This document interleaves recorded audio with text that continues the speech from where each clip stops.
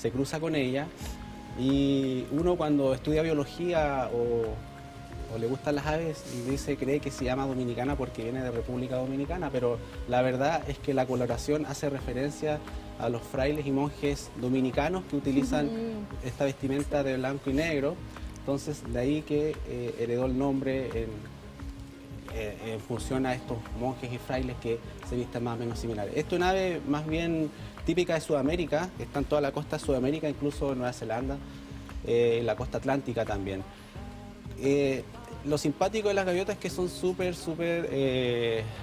como dicen los estudiantes, son súper choras, ¿cierto? Ellas son medias agresivas y cumplen un rol súper importante también en el ecosistema, consumiendo peces, incluso a veces hasta son medias carroñeras. O sea, no son invasoras. ¿O no, sí? no son especies nativas, pero nativas en varios países de Sudamérica. Son especies que están acá por producto de los procesos evolutivos.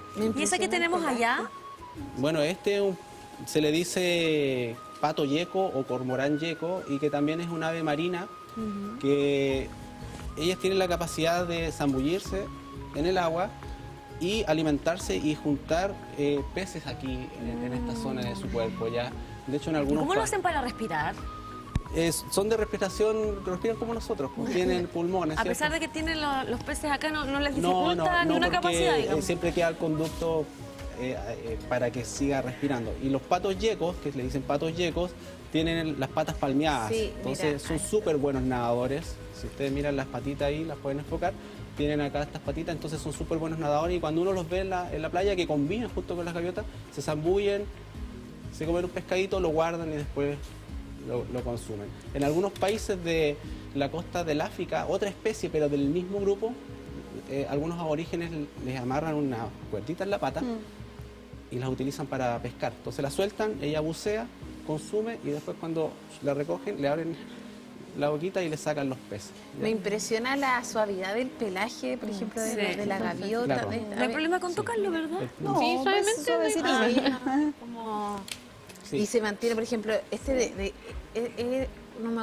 era del año 80, ¿cierto? Sí, sí. Y pareciera como que el pelaje fuera como De ahora. De ahora. Sí. Me impresiona. Por lo como mismo es importante ahí también textura. reconocer cómo se preparan Claro. cada una de estas aves para que queden tal y cual como dice la Pame. Y también hay que considerar que el plumaje es distinto dependiendo si es marina o terrestre también, porque el yeco no tiene sus plumas impermeabilizadas, por ejemplo.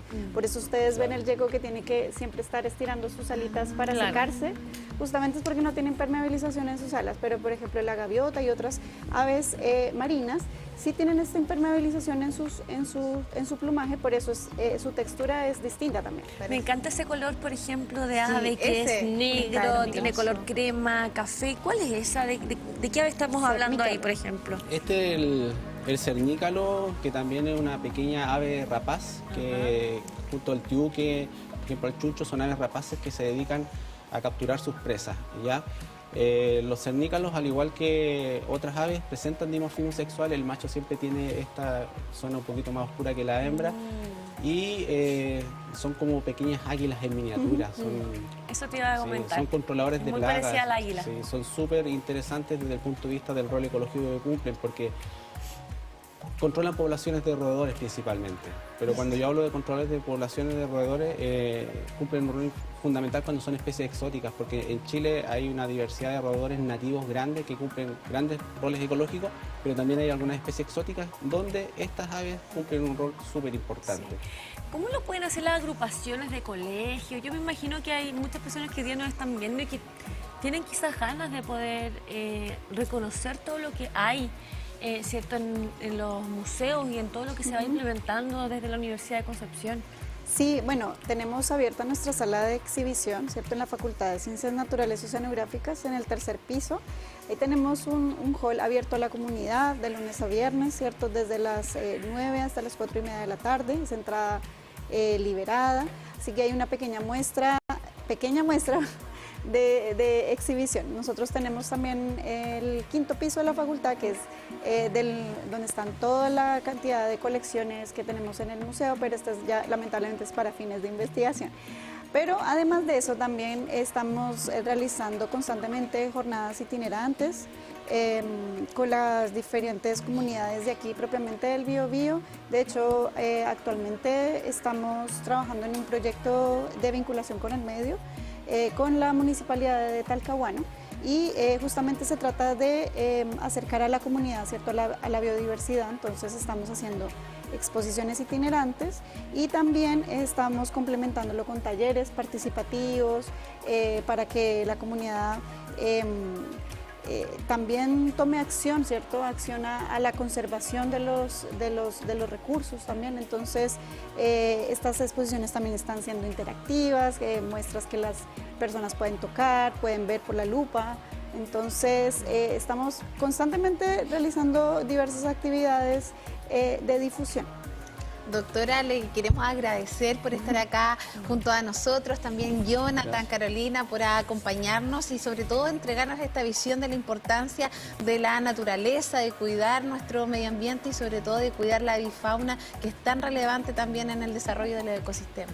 Claro, yo quería terminar diciendo, complementar un poquito, que es súper relevante lo que dice la doctora Laura, que si bien nosotros tenemos colecciones, aquí en la universidad hay una de las colecciones, de las mejores colecciones que hay en Chile, y hay un trabajo que se viene haciendo y que es maravilloso y hasta el día de hoy se mantiene y ojalá es que nunca se acabe, pero también transmitir el mensaje de que más allá de un museo, una colección, nosotros tenemos que aprender a salir a la naturaleza con nuestros hijos, con nuestros familiares, con nuestros amigos, a disfrutar la naturaleza y afinar el ojo y poder observar lo que nos rodea. Eso es gratis, no hay que pagar y uno lo puede hacer. Sobre todo a la espera del Día Mundial del Medio Ambiente, el día de mañana, donde obviamente queremos generar este tipo de espacios para la concientización y para que la gente pueda involucrarse efectivamente con la naturaleza y así ser conscientes de su importancia dentro de nuestra vida y dentro de los ecosistemas. Así que muchas gracias por estar con nosotros.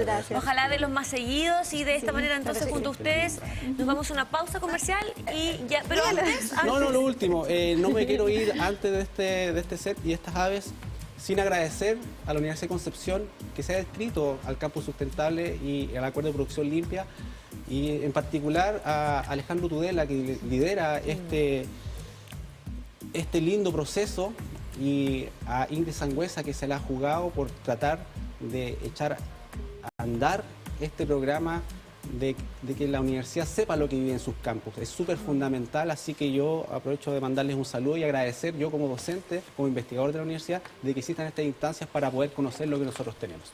Laura, también mensajes por parte de todo este gran equipo que hoy día nos acompaña. Sí, se me olvidó comentarles también que el museo está próximo a estrenar su primera página web como tal.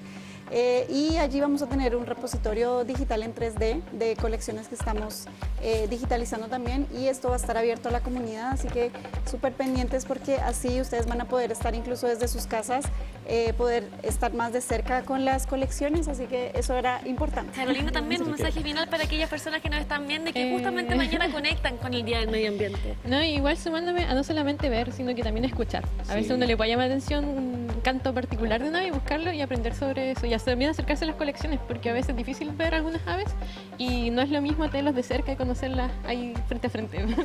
Y obviamente la invitación también a que tú visites su sitio web, por supuesto, de la Facultad de Ciencias Naturales y Oceanográficas de la Universidad de Concepción, donde tú vas a poder conocer parte importante de cómo investigadores e investigadoras también trabajan por la sustentabilidad de nuestro país desde la Universidad de Concepción. Y con Jonathan, Carolina, la Conci, por supuesto, también Laura, nos despedimos y volvemos a una pausa comercial en un ratito.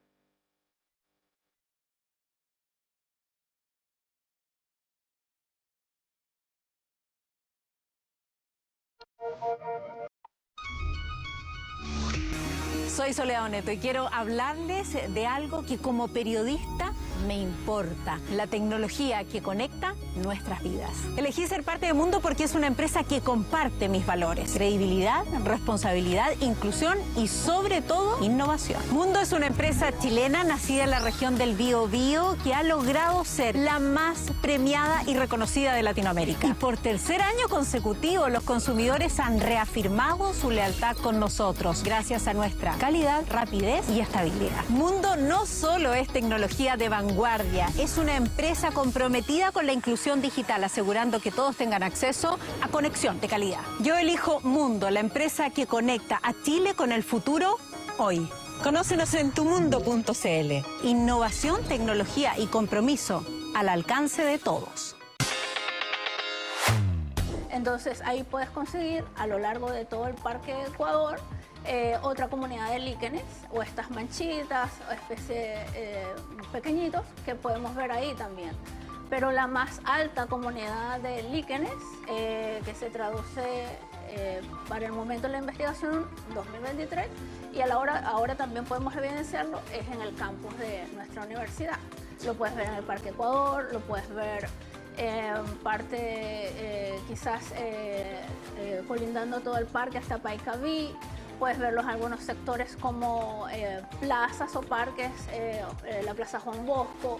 Por eso también la necesidad de la investigación, y es algo que estamos poniendo en valor a través de un documento política pública que prontamente vamos a lanzar, que es parte de los resultados de esta investigación y de otras, ¿no es cierto?, que tenemos en CBU, para que los colegios puedan implementar estas estrategias que son de bajo costo, pero que tienen un impacto muy significativo en la salud de los niños y de los profesores, sobre todo los que son asmáticos o sobre todo los que tienen ya una patología previa. Nos dimos cuenta en esta investigación que a ese grupo etario es significativa el cambio que pueden tener en términos de estas intervenciones. Entonces es súper importante que estas medidas se puedan implementar. Tú mismo, como describías, a lo mejor ahora tienes que invertir a lo mejor en comprar un pequeño purificador y ponerlo en tu casa, y te vas a dar cuenta que vas a tener mejores resultados que a lo mejor, ¿no es cierto?, colocarte mascarilla o otras cosas.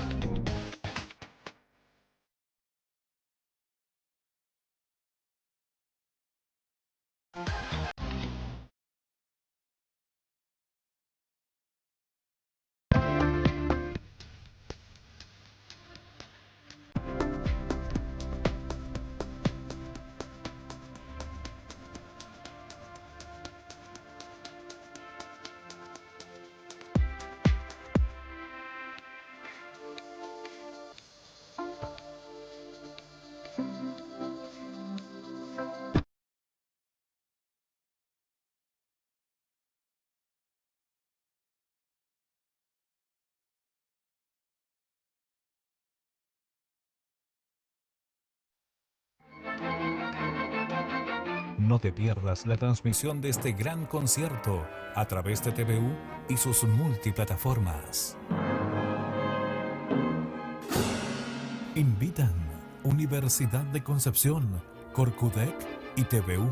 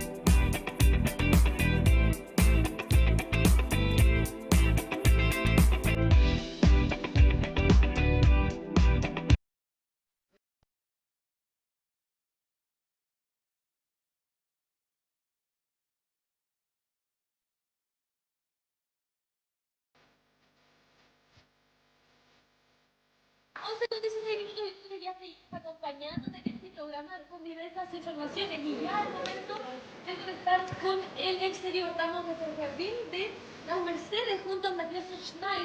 nuevas informaciones. ¿Cómo estás, Mati? También bienvenido. Ya siendo las 11:17 minutos. Hola, ¿qué tal? Buen día. Sí, así es. Estamos rápidamente, nos movimos desde Talcahuano a Hualpén. Estamos en el jardín de la Rosa, pensando con la Fundación hace unos días atrás en nuestro programa Multiverso. Espero recordar que mañana es el Día Internacional del Medio Ambiente y quisimos venir a visitarlos para mostrarles también a ustedes el trabajo que han hecho en este lugar. Estamos con Diego Durán, director de la Fundación. ¿Qué tal, Diego? ¿Cómo estás? Hola Matías, bueno, qué bueno tenerlo aquí en nuestra casa, en nuestra sede, y muchas gracias, un saludo en el estudio una vez más por recibirnos. Mira, queremos mostrarles parte de lo que se ha ido creando con el paso del tiempo, porque aquí era un espacio que si bien en algún momento, estuvimos conversando con Diego, parte de un espacio familiar, de un espacio también que se empezó a trabajar en el tener cierto crecimiento en particular, pero ustedes lo han ido que quede así. ¿Cómo nació este proyecto y cómo ha ido generando? Estamos con unos temas técnicos porque obviamente estamos en terreno, son cosas que pasan, así que volvió Matías. Ya, estás de vuelta, Mati, ahora sí. De 50 años, el bosque, el jardín que hay acá, lo plantó mi abuela Mercedes, de hecho el nombre es en honor a ella. Con el tiempo se fue un poco degradando, llenando algunos escombros, entonces nosotros hicimos un trabajo de recuperación desde el año 2019, en donde lo habilitamos como nuestra sede, como un centro de educación ambiental y jardín. Comentarles que ya vamos a cumplir vamos a ir hasta nuestro segundo año, el terreno que fue entregado como dato, un área verde, y gracias al municipio y un trabajo con bienes nacionales, fue entregado a nuestra fundación para continuar el proyecto de educación ambiental y la conservación de las especies que hay acá. Ustedes han realizado diversos trabajos orientados en la educación ambiental en este lugar, acerca de los humedales también, y eso ha involucrado que la comunidad comience a ser parte también de la fundación, los niños y niñas de colegios cercanos también. Sí, bueno, aquí este espacio quizá una de las principales misiones que tiene, aparte de la conservación de la flora que hay acá, que hay un tercio de la flora que hay aquí nativa. Hemos estado trabajando igual como en ir incorporando más especies y representantes nativos para hacer educación ambiental. Un espacio donde hemos traído a distintos establecimientos, y uno de los principales y primeros beneficiarios es la Escuela Cristóbal Colón, que es la escuela acá de la población, que está a una cuadra. Y con los niños hemos desarrollado proyectos, reforestaciones, control de especies invasoras, y este espacio ha sido como un poco un piloto con ellos para, en esta búsqueda que nos encontramos actualmente, de seguir levantando recursos para ya que vengan otras escuelas, juntas de vecinos, clubes de adultos mayores, y ocupar el espacio para esto, para naturaleza y educación ambiental. Oye, este fue un trabajo que tú me habías comentado también que inició tu abuela, con esto de la conciencia un poquito ambiental, de transformar este espacio que estaba utilizado para otros fines y comenzar a plantar de a poquito, y ahora ustedes también, desde su experiencia personal, lograron, y desde la experiencia profesional también, porque tú eres biólogo, y con tu familia también han logrado avanzar hasta lo que es este proyecto con esta nueva fecha conmemorativa, celebración, me imagino, para ustedes con un aniversario más de la Fundación. Sí, bueno, este es un espacio que hace 50 años, cuando llegó mi familia acá, había como un foco delictual, porque era un área verde que estaba abierta, había una zona de tránsito donde la gente va hacia la avenida Colón, a la locomoción colectiva, y hubieron hartos casos de asalto, de acoso, y la comunidad empezó como a recriminar a mi abuela pensando que era un espacio de ella, pero al final mi abuela acercó al municipio, no hubo respuesta en esos tiempos. Y se optó por empezar a recuperar el espacio como área verde, y se empezó a plantar hasta que pasaron los años, creció, y hoy en día hay un bosque. El trabajo que hicimos un poco nosotros fue como reestructurar, recuperar el espacio, habilitarlo con senderos, con un invernadero, con composteras para hacer, pero el bosque en sí lo plantó mi abuela de 50 años y es el tiempo que tiene este ecosistema. Y desde ahí han ido cultivando la idea, incluso por ejemplo acá tenemos un vivero. Cuéntanos un poquito acerca de lo que estamos viendo ahora. Bueno, este es un vivero que hicimos con nuestro equipo, con el maestro Don Juan y los monitores y monitoras de la Fundación.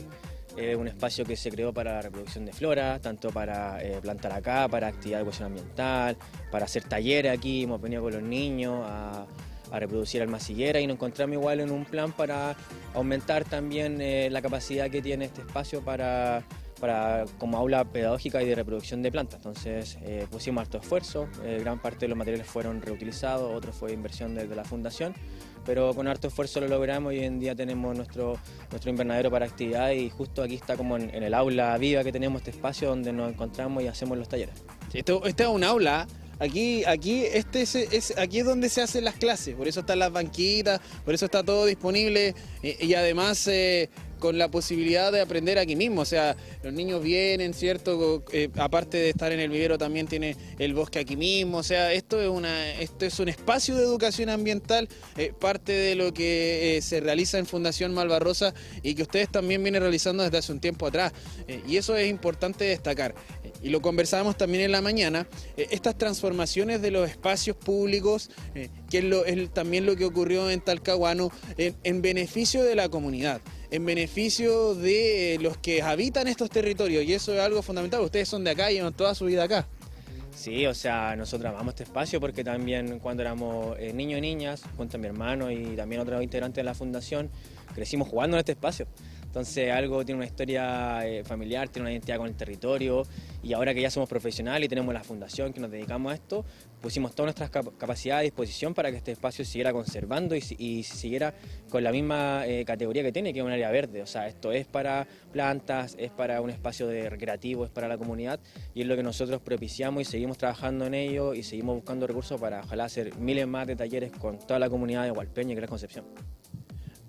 Parte de lo que queríamos mostrarles también en esta jornada tiene relación con lo que también estábamos conversando en la mañana, las transformaciones de los espacios en beneficio de la comunidad. Primero, en el ámbito deportivo también, de lo que es la utilización del espacio público y ahora llevado a lo educativo, a lo medioambiental, con este espacio. La verdad que hermoso estar aquí, es un minuto de bosque en medio de toda la ciudad, de poder estar un poquito en contacto con la naturaleza, así que bueno, parte de lo que queríamos mostrarle también en esta jornada. Se vienen más cosas también en la Fundación Malvarrosa, ¿cierto? Están en pleno avance de los proyectos. Sí, bueno, aquí en el espacio se viene pronto nuestra inauguración, ¿ya?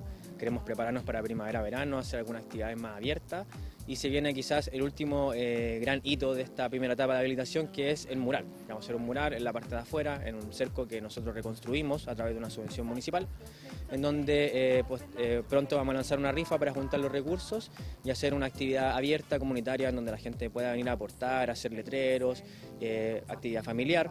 Entonces estamos preparándonos con eso y también se viene en julio nuestro aniversario, en donde vamos a cumplir años constituidos jurídicamente, a pesar de que desde 2016 venimos trabajando como agrupación. Ya son 3 años constituidos y probablemente con la inauguración de este espacio se vienen algunas celebraciones con nuestra gente, nuestra fundación y la comunidad en general. Muchas gracias, Diego, por estar con nosotros en esta jornada, por abrirnos las puertas también de la fundación y de su familia, porque sabemos que también esta fundación tiene un vínculo muy especial para usted y para la comunidad en general de este sector René Schneider.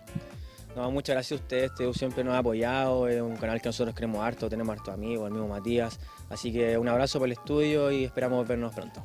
Ahí estaba entonces, mire, con esta imagen de bosque, Pame, Conci, les invitamos también a que puedan observar y disfrutar ahí a la distancia de lo que ha hecho también la Fundación Malvarrosa y que también va a continuar haciendo y sobre todo destacando el trabajo ahí con niños y niñas que han podido ser parte de esta educación ambiental que propone la Fundación y que se va a continuar desarrollando y esperemos continúe creciendo. Un abrazo también de vuelta, Mati. Vamos presentando obviamente espacios que sin duda caben en un día que es tan importante como mañana, este Día Mundial del Medio Ambiente, donde queremos reconocer la importante labor de grupos como este que ayudan a que niños, niñas puedan sentirse vivos en todo este tipo de talleres y reconocer la importancia justamente del medio ambiente y de cada una de esas cosas que van generando la conciencia y el cariño hacia el medio ambiente. Así que como siempre, un despacho más que nos hace comprender, obviamente, que el exterior también tiene mucho que aportar en nuestro programa, Pame.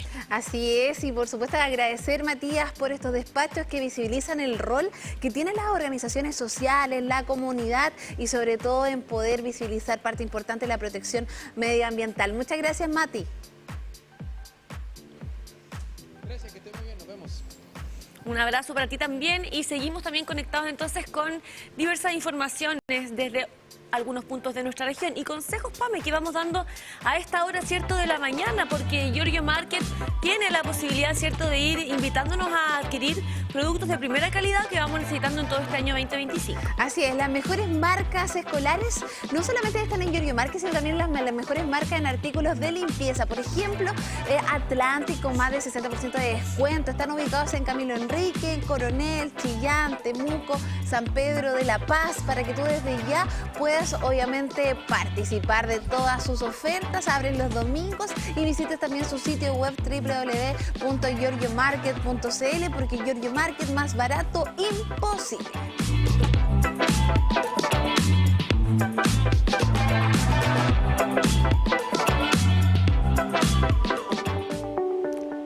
Y ya nuestra música nos invita a reconocer, ¿cierto?, cómo vamos teniendo conversaciones también relevantes con la Dirección Meteorológica de Chile. En este caso, bienvenimos a Elio Brufort, ¿cierto?, que nos va comentando hoy día algunas características, sobre todo de esta temporada otoño-invierno, las heladas, bajas temperaturas y todo esto que vamos a tener que obviamente aguantar con mayor, ¿cierto?, ropita calentita, etcétera. ¿Cómo estás? Un gusto que nos puedas acompañar en esta jornada de día miércoles, Elliot.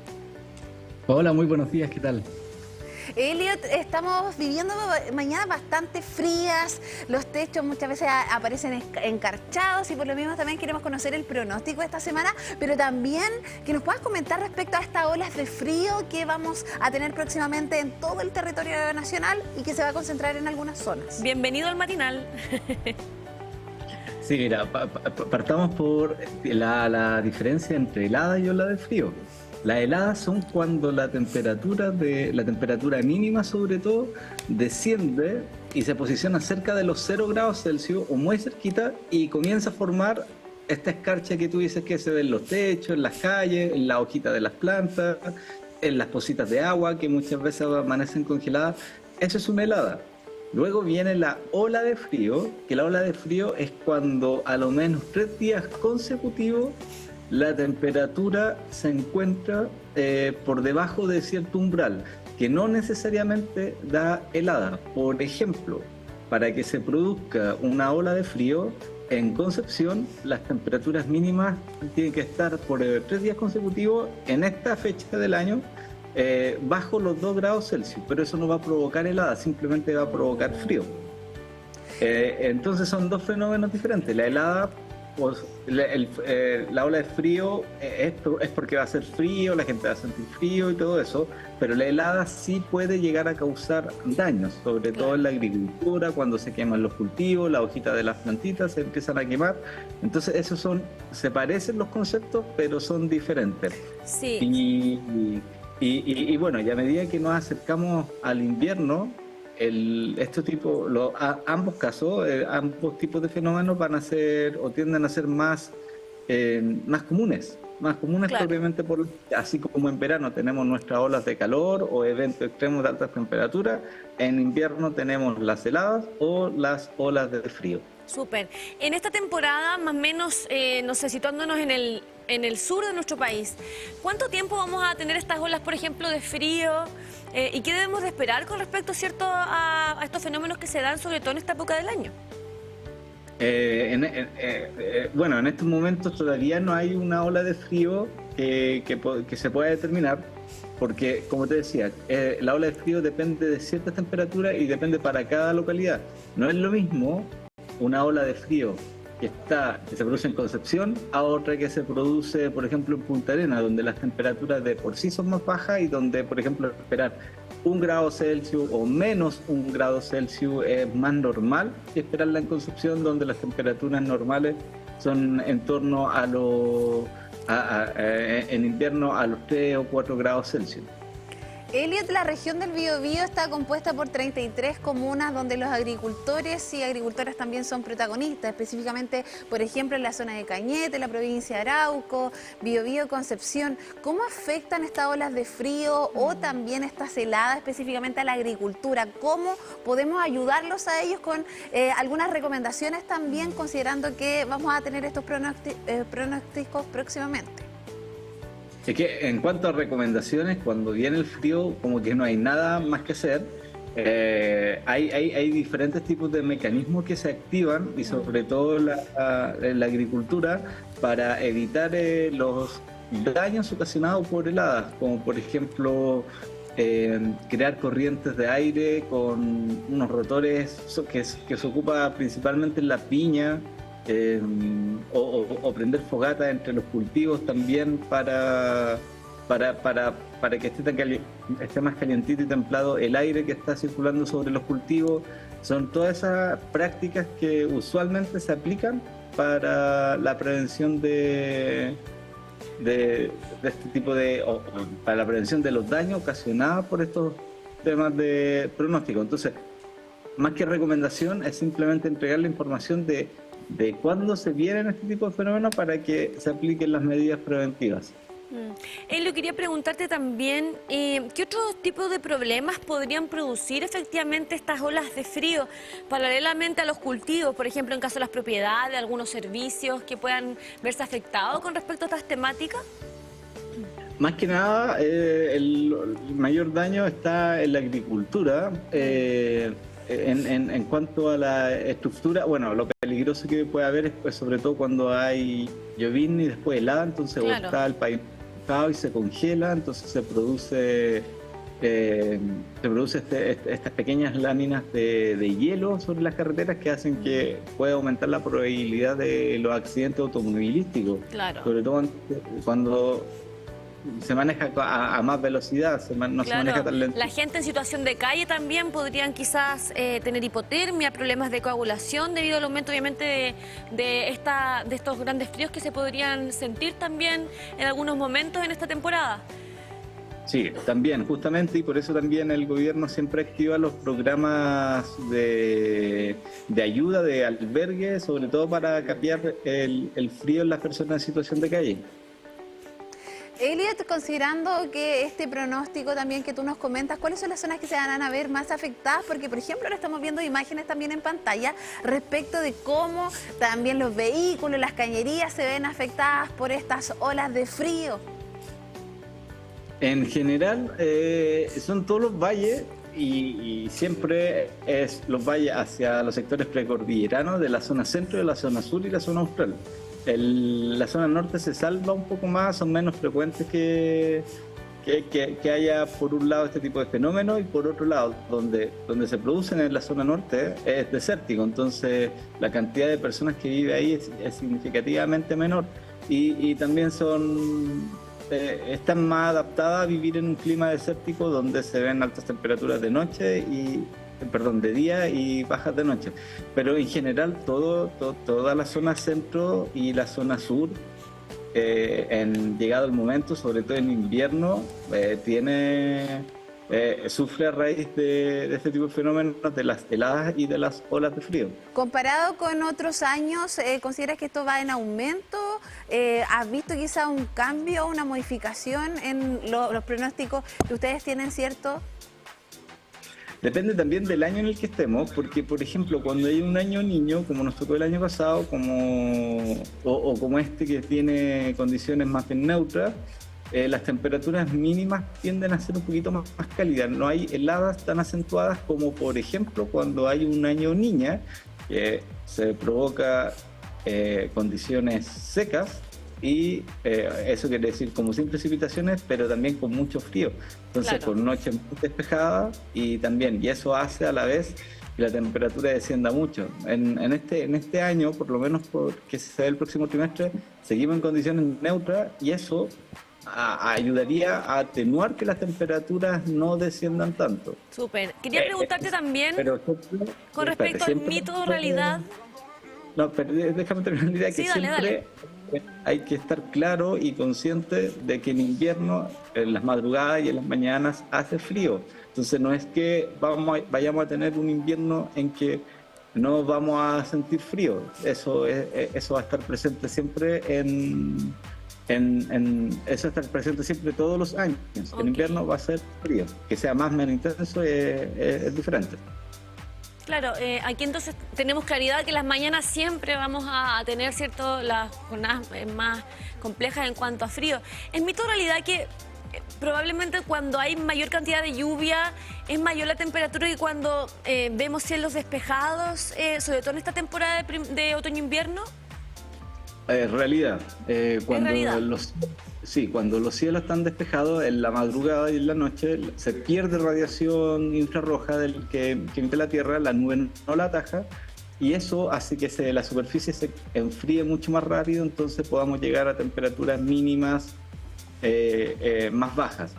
Y cuando llueve, por el contrario, cuando está lloviendo y está nublado, ahí se producen dos fenómenos. Uno, que está la nube, que retiene un poco la radiación infrarroja, y por otro lado, la precipitación, la caída de agua de la formación de la lluvia libera calor latente, que eso hace que la temperatura entre la superficie y la nube, o sea, donde estamos las personas, sea un poquito mayor.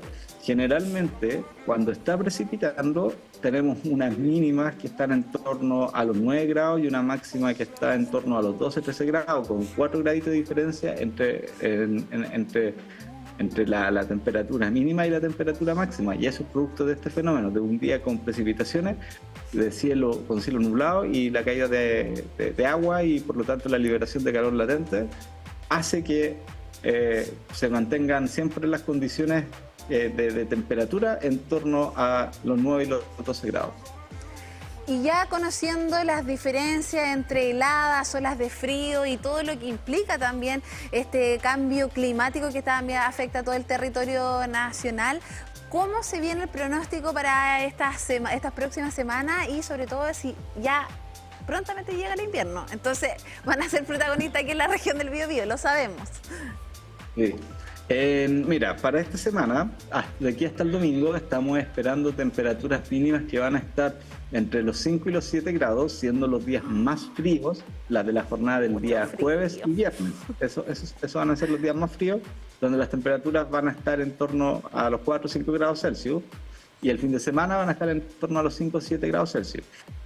Las máximas para todos estos días van a estar en torno a los 14-15 grados Celsius de aquí al domingo, así que eso quiere decir que van a haber tardes más o menos templadas, pero recordar que después de las 6 de la tarde la temperatura disminuye rápidamente, y en cuanto a la cobertura nubosa, en general vamos a tener cielo soleado, se va a ver el sol durante todos estos días, salvo el día viernes, que va a haber un aumento de la cobertura nubosa, pero solo ese día. El resto de los días va a permanecer con nubosidad parcial y condiciones soleadas.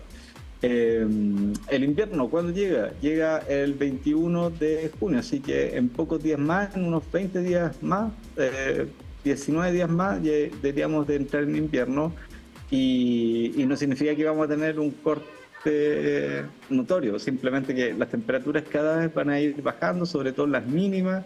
Los días, sobre todo para la región del Biobío, se van a ir viendo cada vez más nublados, van a empezar a llegar más sistemas frontales con más precipitaciones, y las temperaturas máximas también van a ir descendiendo gradualmente. Lo más probable es que se queden entre los 12 y los 14 grados como promedio para la temporada de invierno. Algunos días claramente va a ser más frío, sobre todo cuando ingresa la masa de aire polar postfrontal, que es cuando se provocan las heladas. Y si se mantiene una masa de aire postfrontal sobre la zona, pues puede provocar una ola de frío. Perfecto, Elio. Como siempre, un gusto tenerte como parte, obviamente, ¿cierto?, de todo el trabajo que van realizando como Meteorología Chile. Siempre es pertinente el poder ir teniendo estas conversaciones para preparar a la gente con respecto a los conceptos que hoy día hemos ido abordando. Olas de frío, ¿verdad?, las heladas y también la temperatura, las bajas temperaturas, y esta semana cómo se va a venir a nivel regional. Nos vemos en una nueva oportunidad y muchísimas gracias por siempre acompañarnos. Gracias a ustedes por la invitación. Habrá que invernar como los osos, yo creo, Elliot. Sí. Totalmente. Ahora entendemos por qué los osos invernan. Muchas gracias por estar junto a nosotros, y nos vamos a una pausa junto a Elliot para volver al matinal siempre juntos, con las cámaras también de Consecam.cl.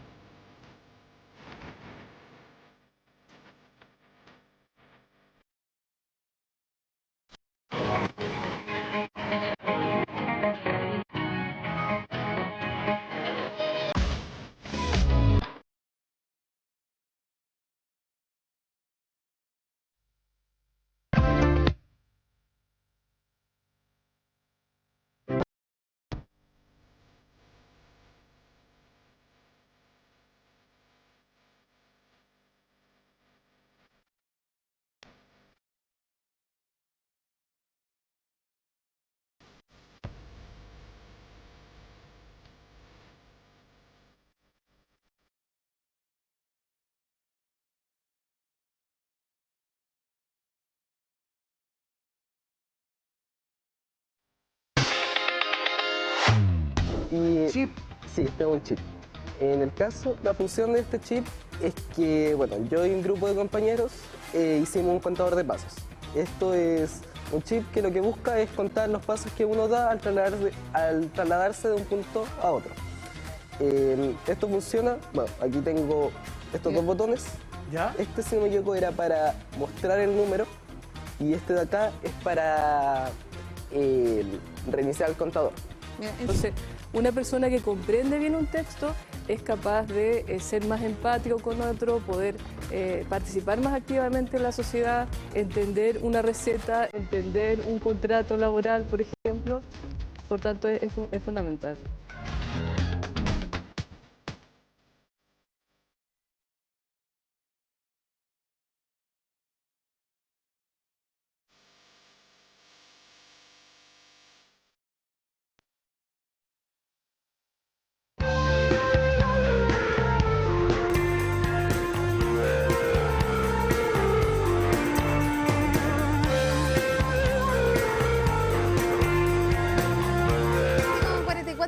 Y continuamos aquí en el Matinal Siempre Juntos para abordar ciertas temáticas que son relevantes también de visibilizar el día de hoy. Estamos con dos invitados también de la sección de criminalística de Concepción, con quien vamos a conversar.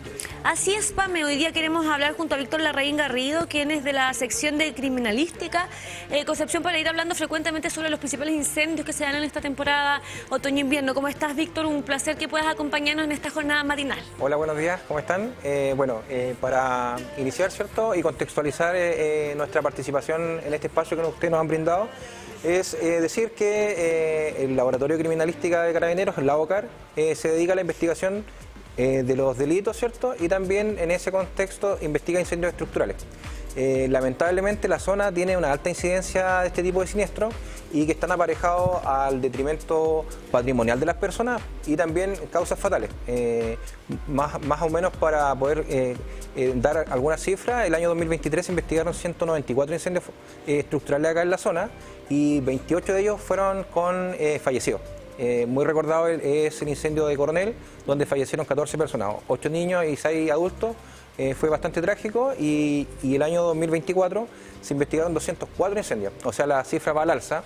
Y ahora el año 2025 ya llevamos 96 incendios y 7 de ellos con resultados fatales, o sea, y se concentra lamentablemente en la temporada de invierno. Es por eso que desde nuestra perspectiva investigativa, ¿cierto?, hemos detectado factores que inciden directamente y que están aparejados al uso de los calefactores, ya sea por leña, por corriente eléctrica, por gas, o el que se utiliza también bastante en la zona, el brasero con llama abierta, ¿cierto?, que no tiene ningún dispositivo de seguridad.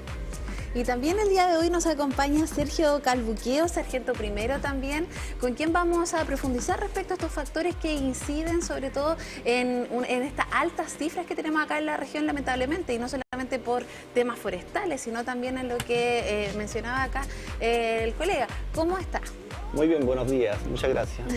Específicamente, ¿cuáles son esos factores que comenta que están incidiendo en que estas cifras sean alarmantes aquí en la región? Bueno, como lo señalaba mi teniente Larraín recientemente, ¿no es cierto? Nosotros como LABOCAR investigamos diferentes sitios, lamentablemente con daño y con personas fatales, ¿no es cierto?, que dicen relación con incendios estructurales. Bueno, estos factores se repiten a lo largo del tiempo y dicen relación más o menos con el uso y la mantención de diversos artefactos. Tengamos en consideración que existen diversas realidades. Tenemos gente que se calefacciona por leña, por electricidad, por gas y la falencia que muchas veces se detectan es la mantención, en este caso de estos artefactos que conllevan a la ignición de los incendios. Sí, queríamos también, Víctor, reconocer, porque hablábamos con Cuaniquem, lamentablemente este tipo de acontecimientos ocurren a nivel regional y finalmente hay que hacer una radiografía real de lo que acontece para poder prevenir de cierta manera.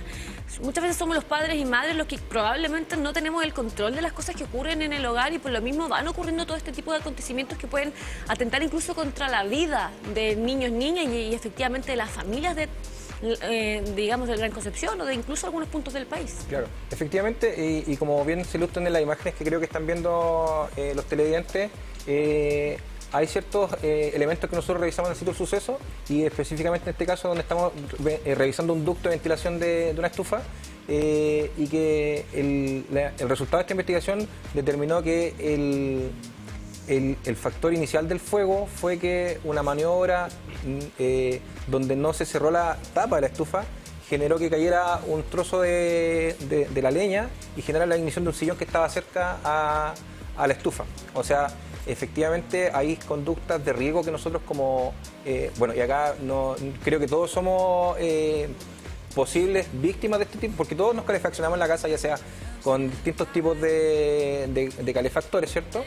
Entonces, el llamado siempre es a prevenir conducta de riesgo. ¿A qué nos referimos con esto? Por ejemplo, si estamos ocupando una estufa de leña, es evitar colocar, no sé, colgadores de ropa cerca, ¿cierto? La mantención periódica, para ir un poco y siendo un poco más técnico, la combustión propia de la leña produce el que nosotros conocemos como yin, que es una sustancia que se llama creosota, que es producto del ácido piroliñoso de la leña y la humedad y el humo que se produce, y eso se adhiere a las paredes del cañón y forma una capa que no permite la evacuación adecuada de los gases de la combustión de la leña y que nosotros en la noche, por ejemplo, decimos carguemos la estufa para que dure toda la noche.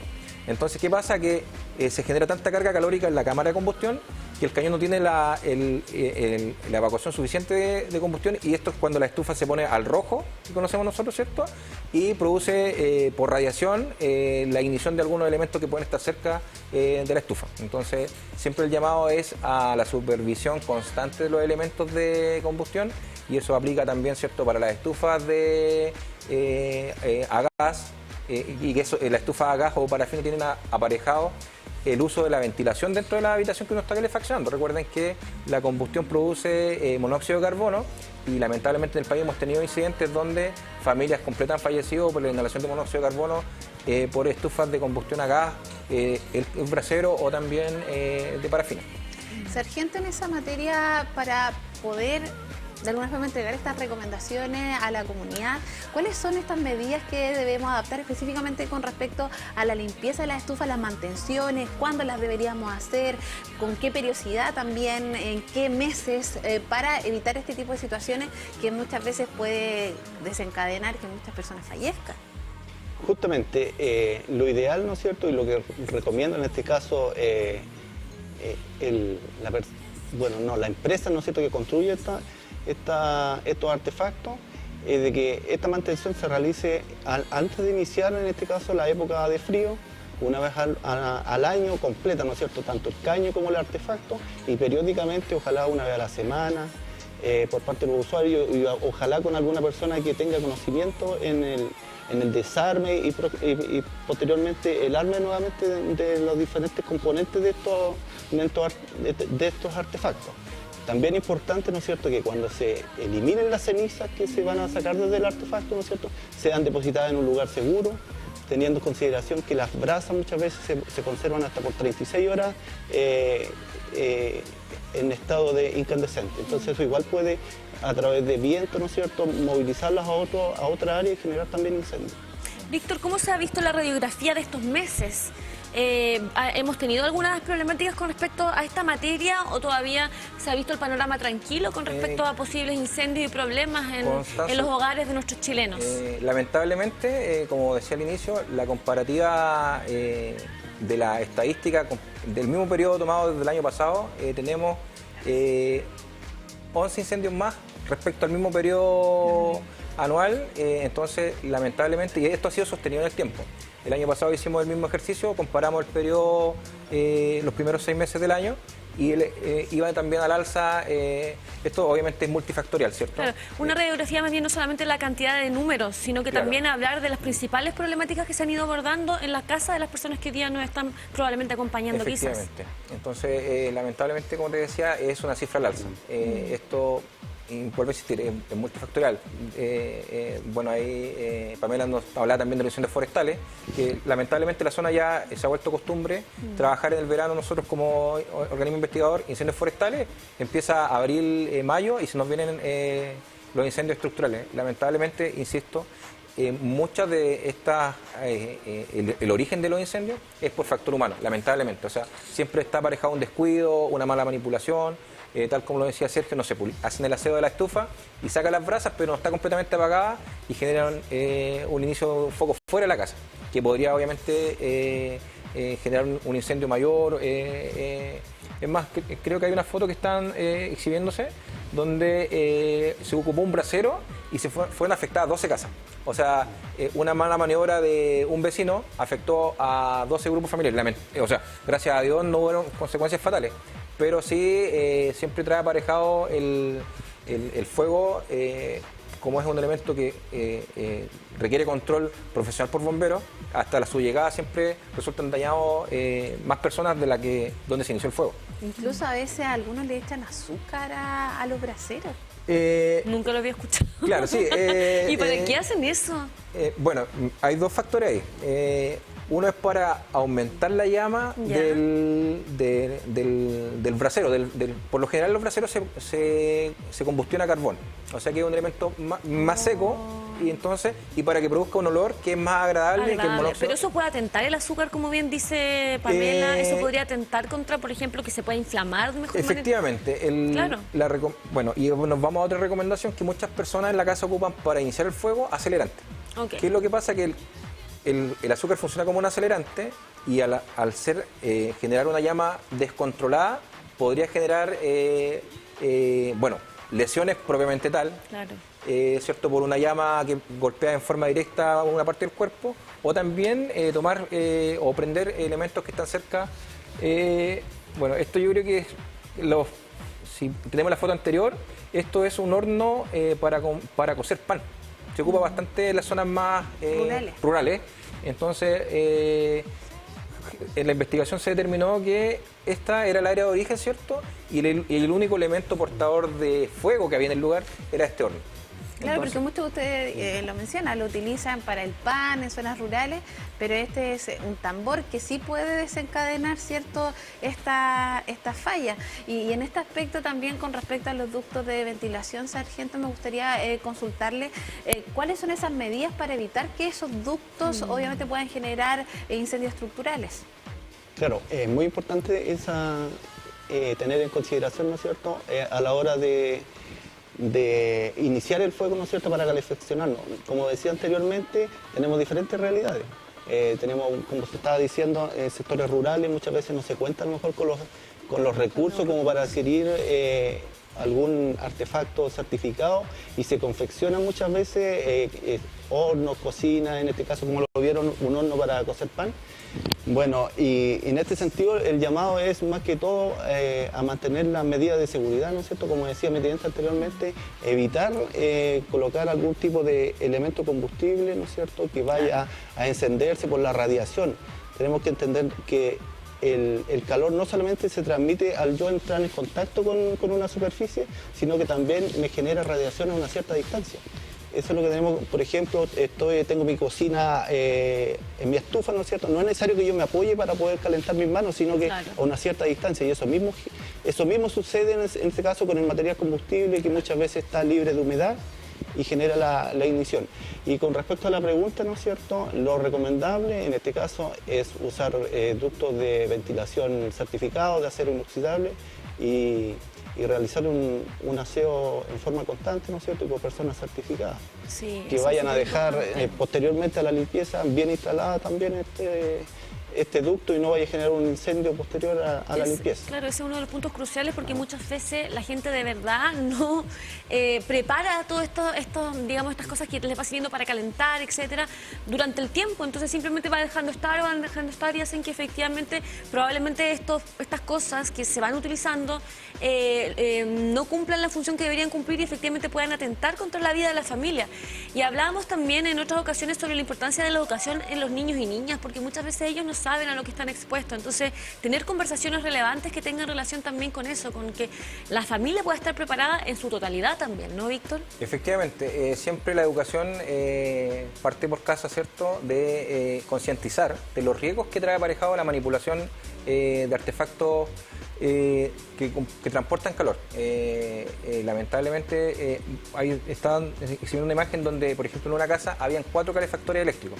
Era una vivienda de fabricación antigua, por ende su circuito eléctrico era no quiero decir que no era bueno, pero sí no estaba diseñado o no estaba bajo la norma para poder tener esa sobrecarga eléctrica. O sea, entendemos que las temperaturas en esta fecha bajan bastante, sobre todo dependiendo de si bien, por ejemplo, esta zona de la región es un poco menos en comparación con las que están más a la cordillera, pero sí hay conductas, por ejemplo, que sobrecargan el sistema eléctrico, que pueden derivar en una falla eléctrica que puede originar un incendio. Entonces, Claro. Volviendo a la pregunta, es fundamental generar conciencia de los riesgos del fuego, ¿cierto? No tan solo a los adultos, sino que también a los niños, y que no manipulen, ¿cierto?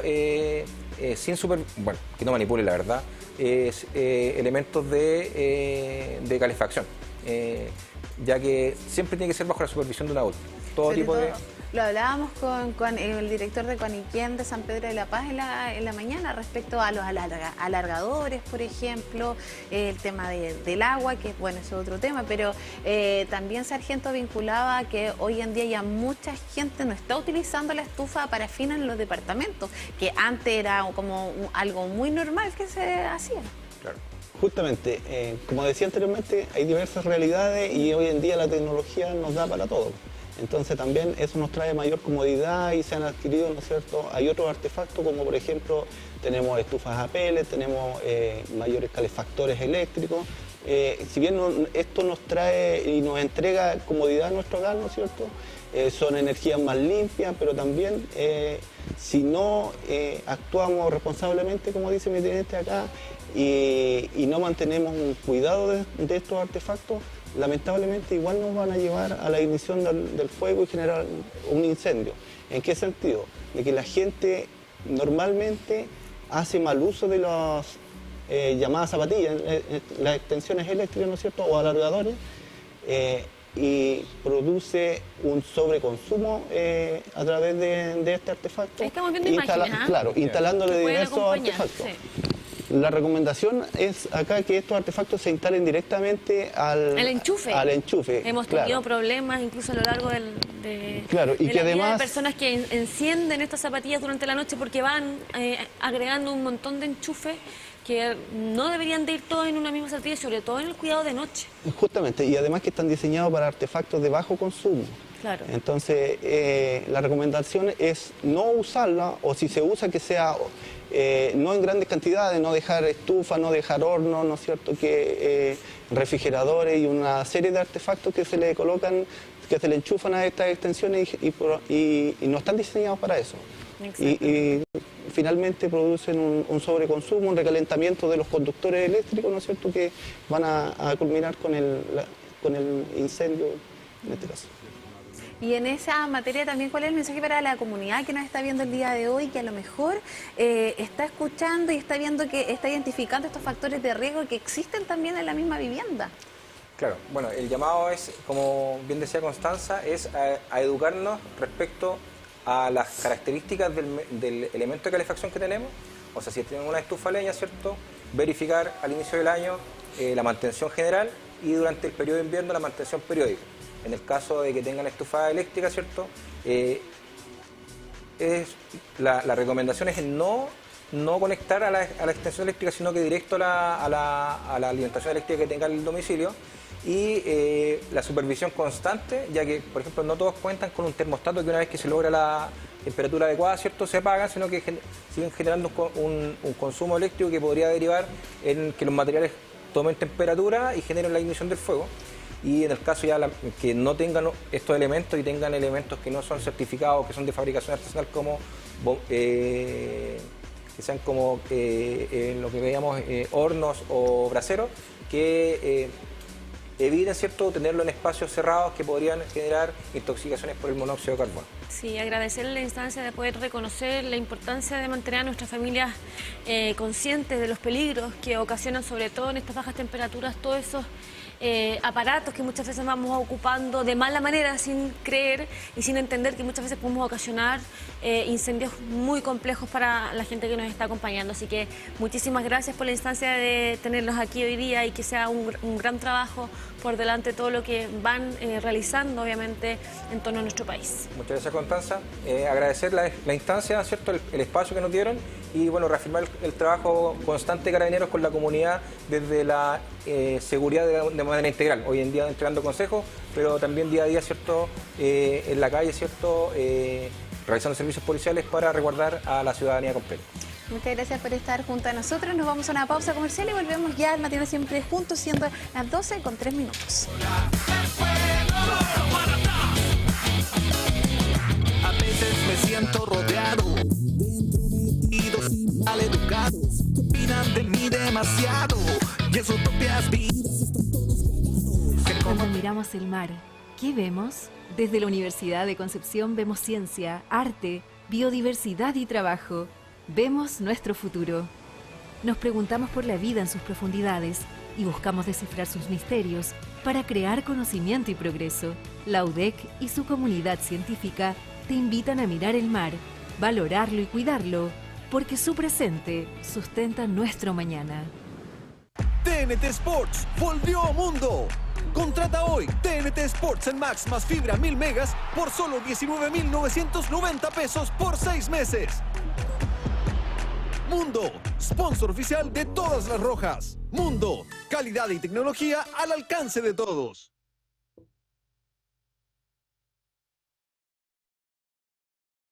Hola, doctor. Don Augusto, qué gusto verlo. Muchas gracias. Gracias a usted y a Clínica Bio Bio.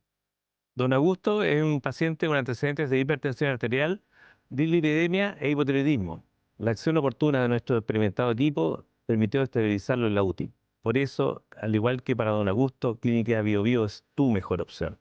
Clínica Bio Bio, especialistas en darte confianza. ¿Chip?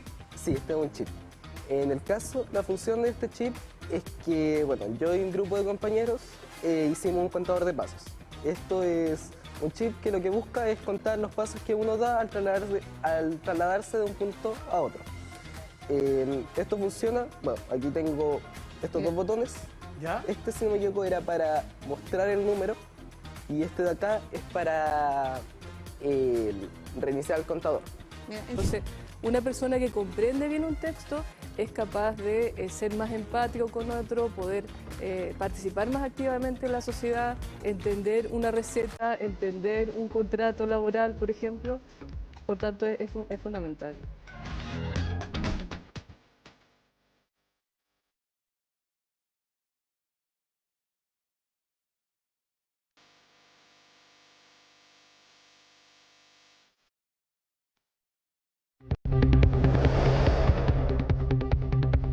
Hola, ¿qué tal? ¿Cómo están? Gracias por estar con nosotros en este avance de noticias, pasado ya el mediodía, como siempre decimos, jornada de la tarde.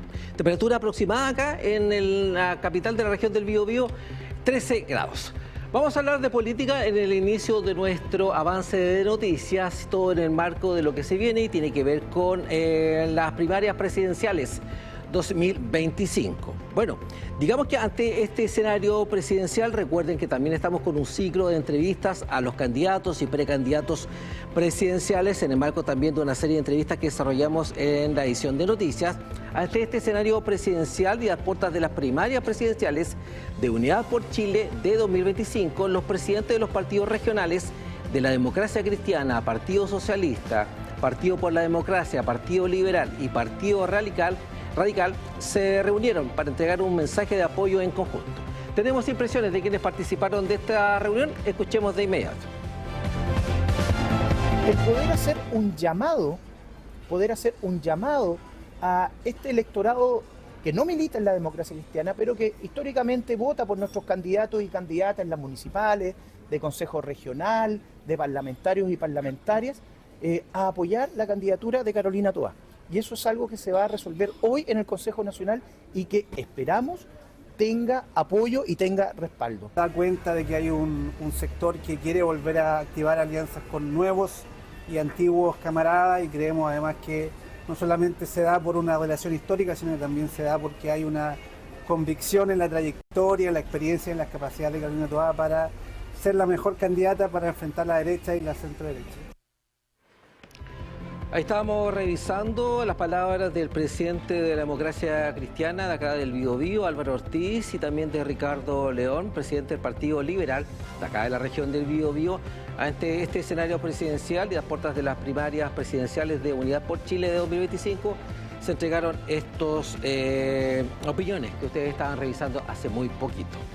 Vamos en otra línea de trabajo y esto tiene que ver con los planes de modernización del aeropuerto de Santiago, que ha generado también cuestionamientos y críticas. Pero en la antesala le vamos a contar detalles en torno a esta temática que se apunta o se estima, entre otras cosas, 125 operaciones por hora al 2050.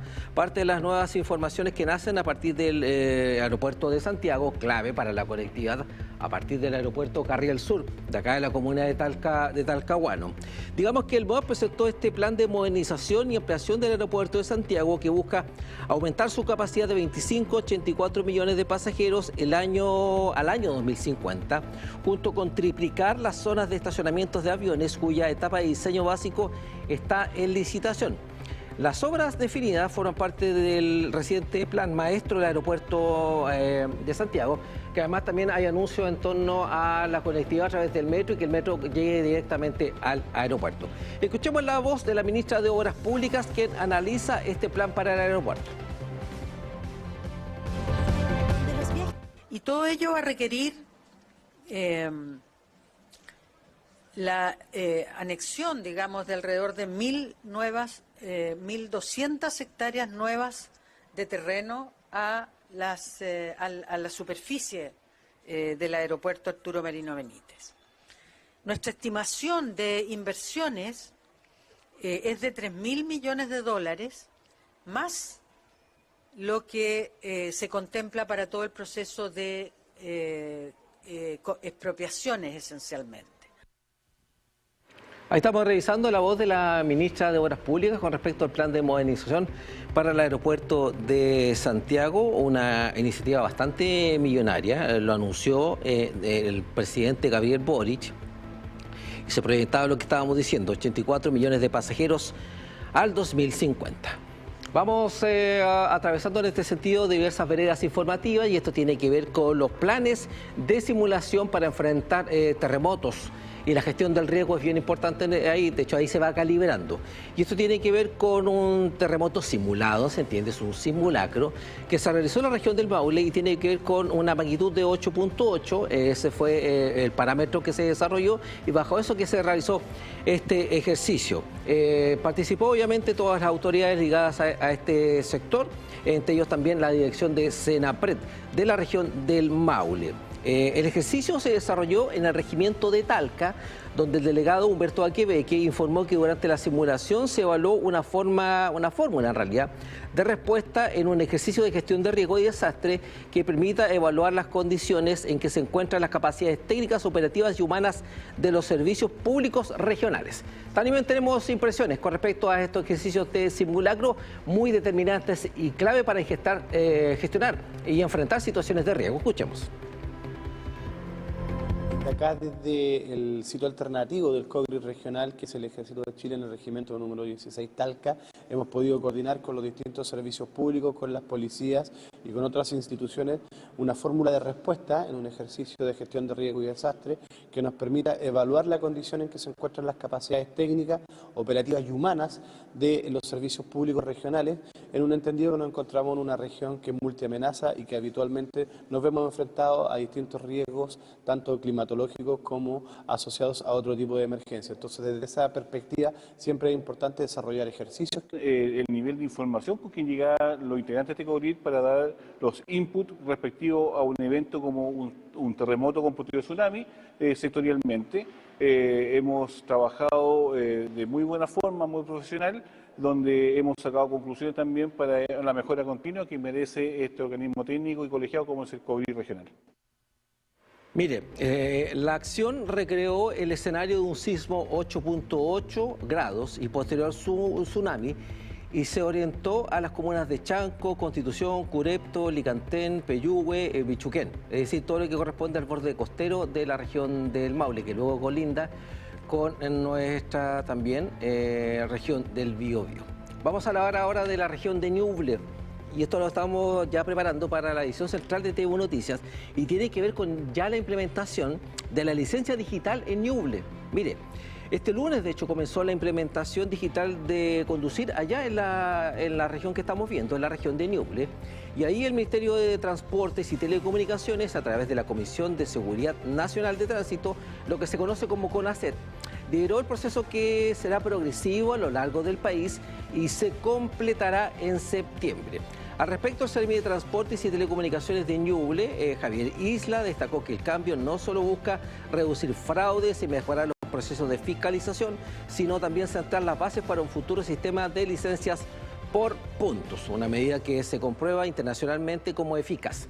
Escuchemos también palabras de quienes están implementando este servicio ya implementado en la región de Ñuble. Y sabemos de que una parte importante de los accidentes vehiculares son con personas, casi un 10%, son con personas que iban conduciendo con licencias falsas.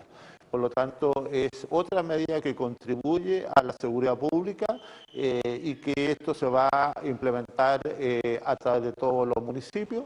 A partir del día de hoy, las municipalidades ya están trabajando con el nuevo sistema para entregar esta licencia digital. Implica principalmente un cambio en la forma en la cual trabajan las direcciones de tránsito. Para el usuario propiamente tal, la mayor diferencia es que los documentos van a ser digitalizados, varios de ellos se obtienen directamente a través del sistema y no va a ser necesario imprimir algunos. Ahí estamos revisando la implementación de este sistema de licencias digitales en la región de Ñuble. Los accidentes vehiculares, mire, otro dato también de Marcos, son realizados por personas que conducen con licencias falsas. Por lo tanto, esta es otra medida que contribuye a la seguridad también pública. Ahí estábamos viendo, mire, estuvimos viendo Santiago, lo que pasa acá, en la región de Ñuble, en la región de Maule, en este avance de noticias. Como siempre, hacia el final vamos a estar revisando lo que tiene que ver con las redes sociales, todo a la expectativa de también la climatología, pero en los próximos días no se esperan precipitaciones acá en la zona. Vamos a ir revisando las redes sociales, en ese sentido que dan cuenta también de lo que está viendo acá ahora y que se registró en la mañana y tiene que ver con estos bancos de neblina en diversos sectores de la ruta 146, los que disminuyen la visibilidad de los conductores y conductoras. Se aconseja a partir de la cuenta de Valles Biobío transitar con precaución y respetando la máxima velocidad. Ahí tenemos la imagen también gráfica que da cuenta de esta imagen referencial que habla de esta baja visibilidad por bancos de neblina que se presentó también muy temprano por la mañana y que daba cuenta de esto. Así que a tomar las precauciones. Si usted conecta con el sector de Concepción Cabrero, está en la vía y también están, para que lo sepan, a lo largo de toda la ruta, los teléfonos SOS, si es que él tiene algún tipo de complicación en la ruta. Ahí estamos revisando las redes sociales, ahí está el llamado a la precaución en particular, los números de emergencia y los hashtags para que usted también se ubique a la hora de si está requiriendo información relacionada con la ruta 146. La recomendación que digite este hashtag ruta 146 y se va a encontrar con toda la información pertinente a esa zona. 12:16, de a poquito vamos terminando este avance de noticias, pero antes desarrollamos esto bastante en el matinal siempre juntos a partir del trabajo de Constanza Sarquís, Pamela Castillo, luego Matías Schneider también y Constanza Rivera, y tiene que ver con la celebración del Día de la Bicicleta en Concepción, quien consideró un taller a cargo de UDEXA Sustentable y la participación del Ministerio de Transportes, nota de nuestra compañera Constanza Rivera, y también de lo relevante que son las agrupaciones sociales. Como dice ahí, los participantes reiteraron el llamado a mantener la buena convivencia entre conductores, ciclistas y peatones. Tenemos que avanzar bastante, sobre todo en infraestructura de ciudad, para que nuestros ciclistas tengan toda la seguridad del caso para poder transitar con seguridad. Ahí sí estamos terminando este avance de noticias. Constanza Sarquís, Pamela Castillo, ¿qué tal? ¿Cómo están? Muy bien, aquí muy concentrada escuchando, ¿cierto?, este espacio final donde vamos comprendiendo la importancia de la bicicleta, pero también obviamente de involucrar a las distintas personas que van transitando por nuestra región y nuestro país a tener la conciencia obviamente vial necesaria para que todos podamos transitar de manera segura. Así que esta y otras temáticas que por supuesto vamos planteando con TV Noticias en sus distintos avances y también sus distintos programas. Willy, como siempre, muchas gracias por estar con nosotros. Gracias, que estén bien. Muchas gracias y vamos ahora con dato que tenemos para ti, por supuesto, porque Féminas ya tiene toda su colección otoño-invierno. Recuerda que para cualquier cita, panorama o actividad, tú puedes obviamente visitar la tienda Féminas. Desde ya te invitamos a que visites su sitio web www.feminas.cl y además que conozcas su sitio web y por supuesto su Instagram para que te entere todas las novedades y descuentos. Tienen 15% de descuento, así que desde ya visítalas y por supuesto conoce todos estos colores que sin duda te harán deslumbrar. Féminas es parte del matinal Siempre Juntos.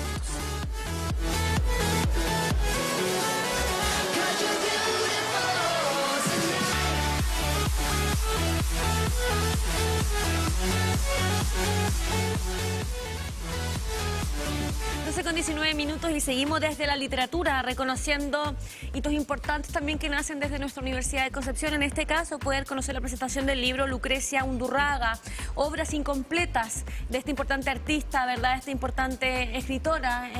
Hoy día queremos ir reconociendo también cómo hoy día nos acompaña Mariela Ramírez Peña, que es profesora de español, ¿cierto? Magíster en literaturas hispánicas y doctora en literatura latinoamericana por la Universidad, obviamente, de Concepción, dentro de todas sus investigaciones que se van centrando efectivamente en la narrativa chilena.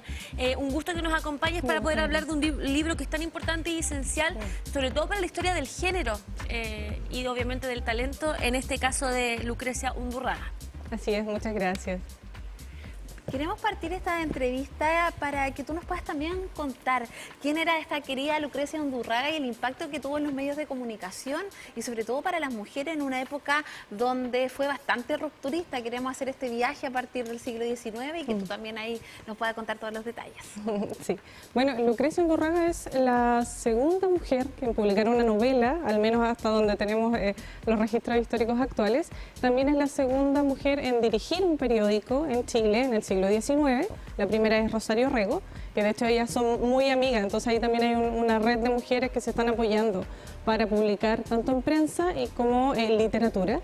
Y Lucrecia Undurraga, la diferencia que tiene respecto de Rosario Rego es que ella es la primera mujer que dirige el primer periódico, valga la redundancia, escrito exclusivamente por y para mujeres en Chile, además de ser la primera organización de mujeres desligada de la Iglesia Católica. Por lo tanto, la producción de Lucrecia Undurraga es un referente, un gran paso dentro de la lucha por los derechos de las mujeres. De hecho, ella siempre enfatiza que es la primera en tomar el estandarte, dice literal, permítame tomar el estandarte de ser la primera mujer que defienda la emancipación de las chilenas.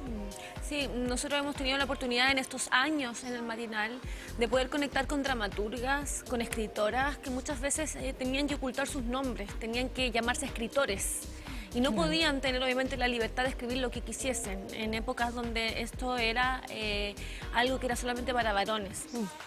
Y por lo mismo yo tomo ese valor que es tan necesario de poder dar vida y dar cabida a historias que muchas veces fueron muy difíciles en ese periodo de la época donde no era normal que las mujeres escribiésemos y efectivamente éramos incluso apodadas por nombres de hombres muchas veces para poder obviamente dedicarnos a la literatura.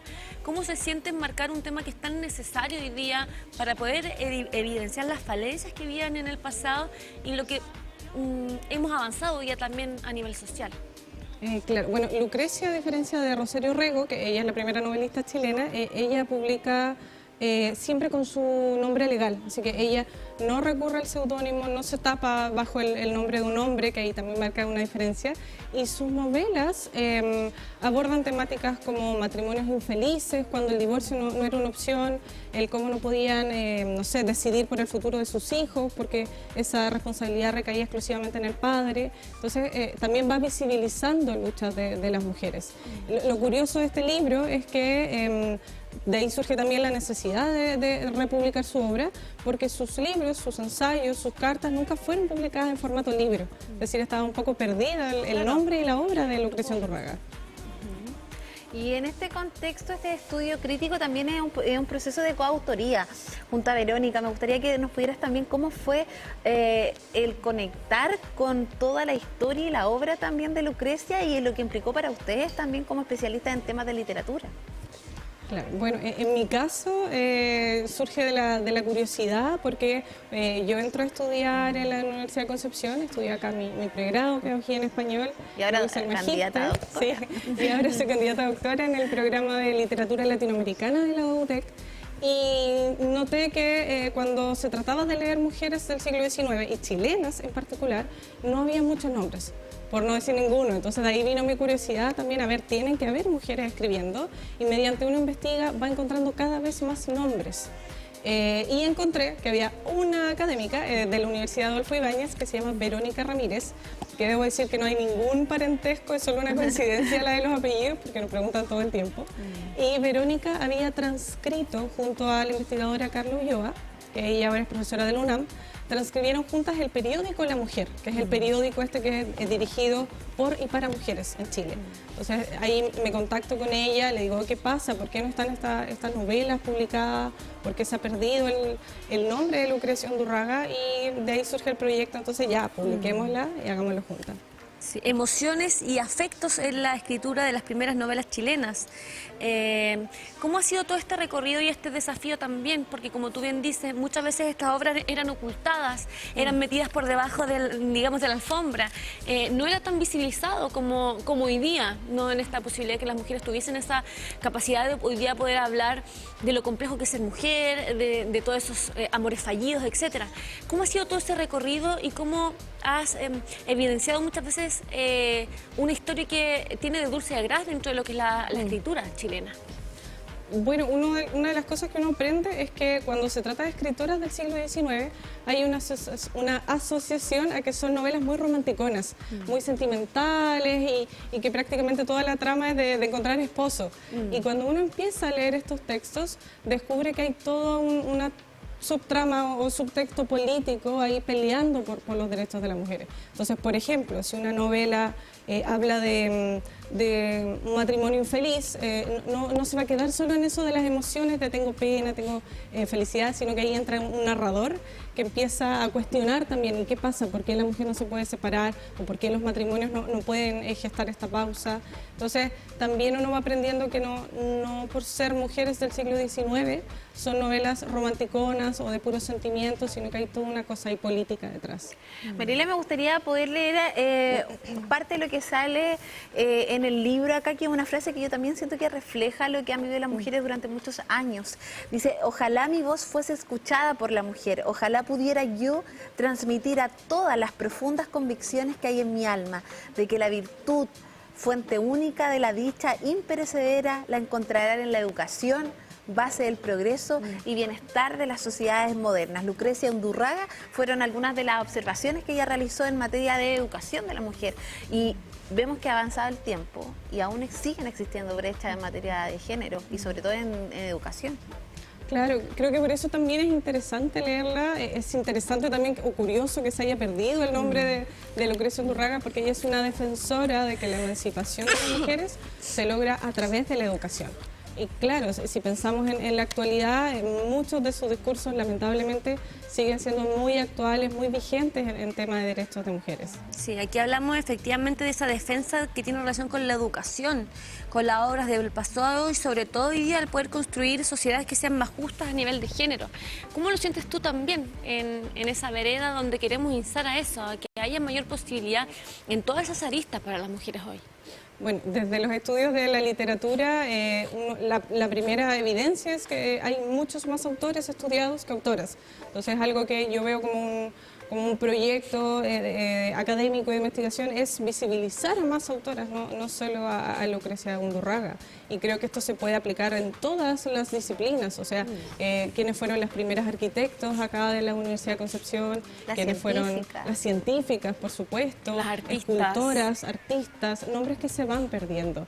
Creo que algo interesante también de la obra de Undurraga es que ella empieza a escribir justo en la década de 1860-1870, que es cuando los políticos están discutiendo recién si la mujer tiene derecho o no a ingresar a la universidad. Entonces, en este momento ella empieza a escribir sin seudónimo, sin recurrir a nombres de hombre, para hacer esa defensa.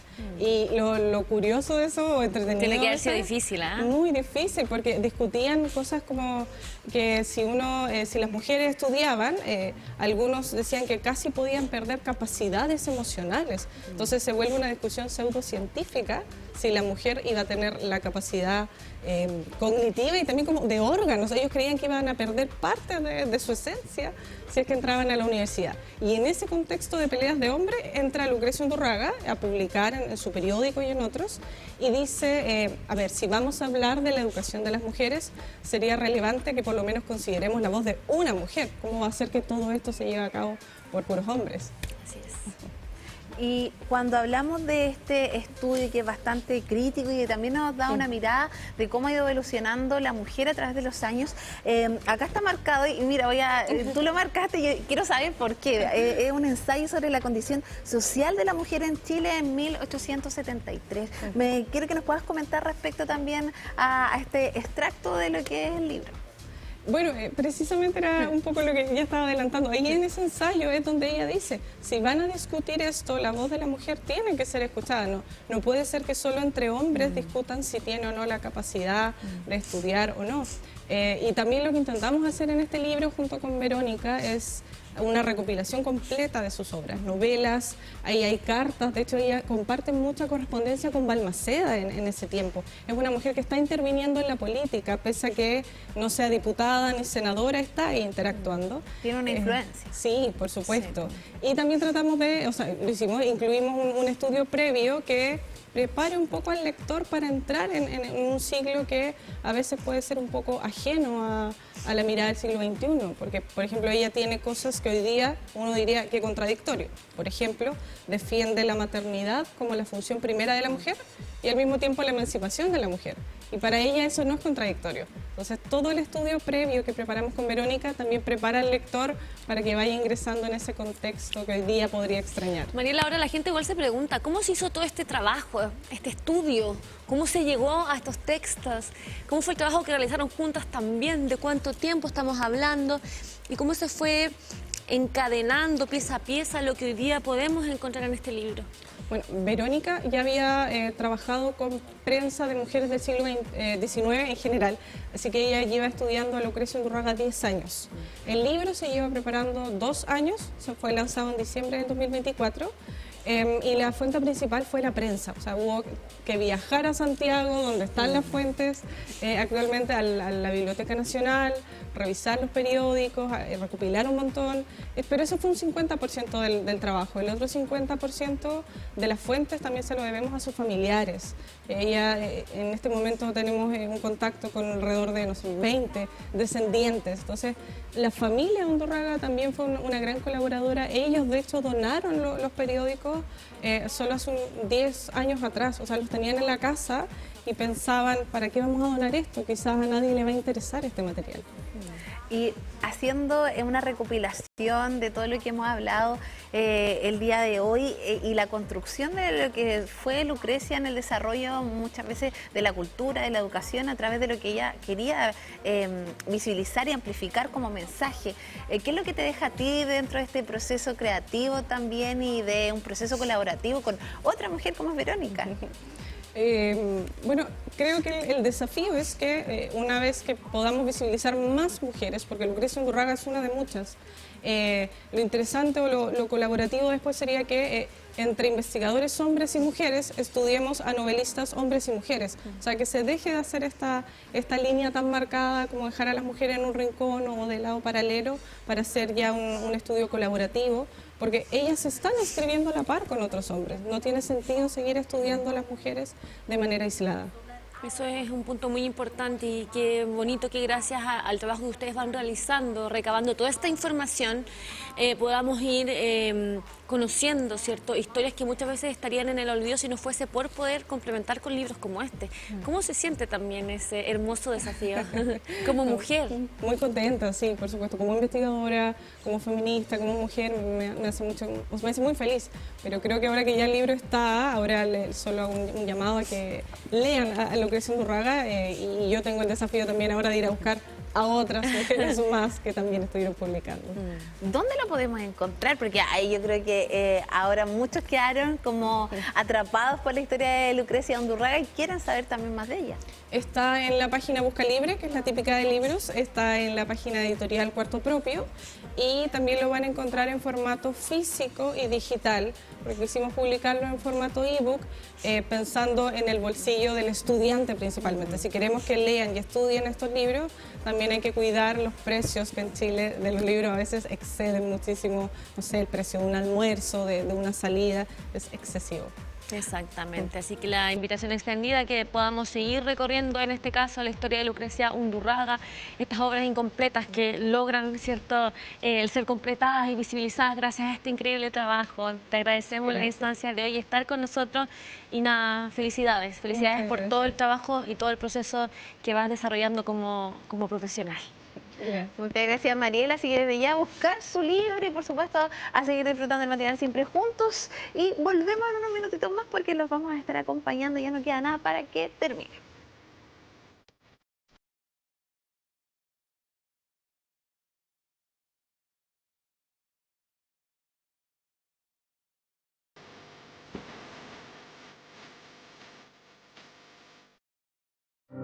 La zona costera del centro-sur de Chile ha experimentado un descontrolado cambio de uso del suelo. Esto ha llevado a que los bosques nativos presenten altas tasas de pérdida y degradación. Campus Naturaleza de la Universidad de Concepción es un proyecto emblemático de cuidado y protección de la biodiversidad característica de esta zona geográfica. En esta zona del país existen bosques como los bosques caducifolios de Concepción. Ellos contienen especies como robles, olivillos, naranjillos y pudú, que son especies únicas del país y no se encuentran en otra parte del mundo. El principal objetivo será la conservación y restauración de la biodiversidad regional mediante un espacio que dé oportunidades para la investigación, la educación y la recreación. Es un regalo de la Universidad de Concepción para la comunidad pejenquista y comunidad nacional, de manera que puedan apreciar la riqueza de esta biodiversidad del bosque costero de la región del Biobío.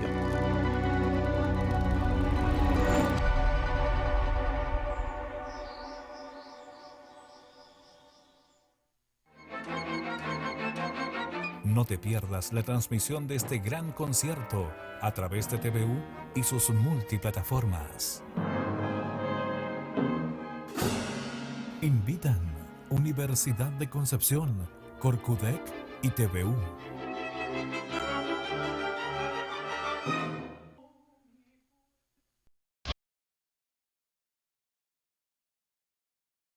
Amigos y amigas del Gran Concepción, queremos invitarles para este viernes un nuevo capítulo de La Conversa con Víctor Hugo Toro. Un privilegio tener al maestro para hablar de ópera, de cultura y obviamente de Yacolén, el estreno mundial que se viene acá en Concepción. Este viernes, La Conversa.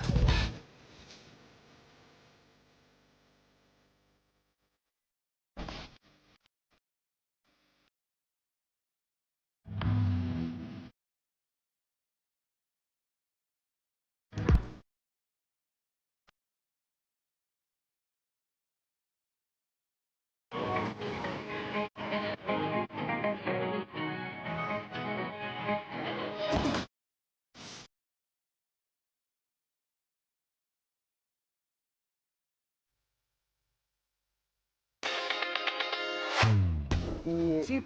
Sí, este es un chip. En el caso, la función de este chip es que, bueno, yo y un grupo de compañeros hicimos un contador de pasos. Esto es un chip que lo que busca es contar los pasos que uno da al trasladarse de un punto a otro. Esto funciona, bueno, aquí tengo estos dos botones. ¿Ya? Este, si no me equivoco, era para mostrar el número y este de acá es para reiniciar el contador. Entonces, una persona que comprende bien un texto es capaz de ser más empático con otro, poder participar más activamente en la sociedad, entender una receta, entender un contrato laboral, por ejemplo. Por tanto, es fundamental.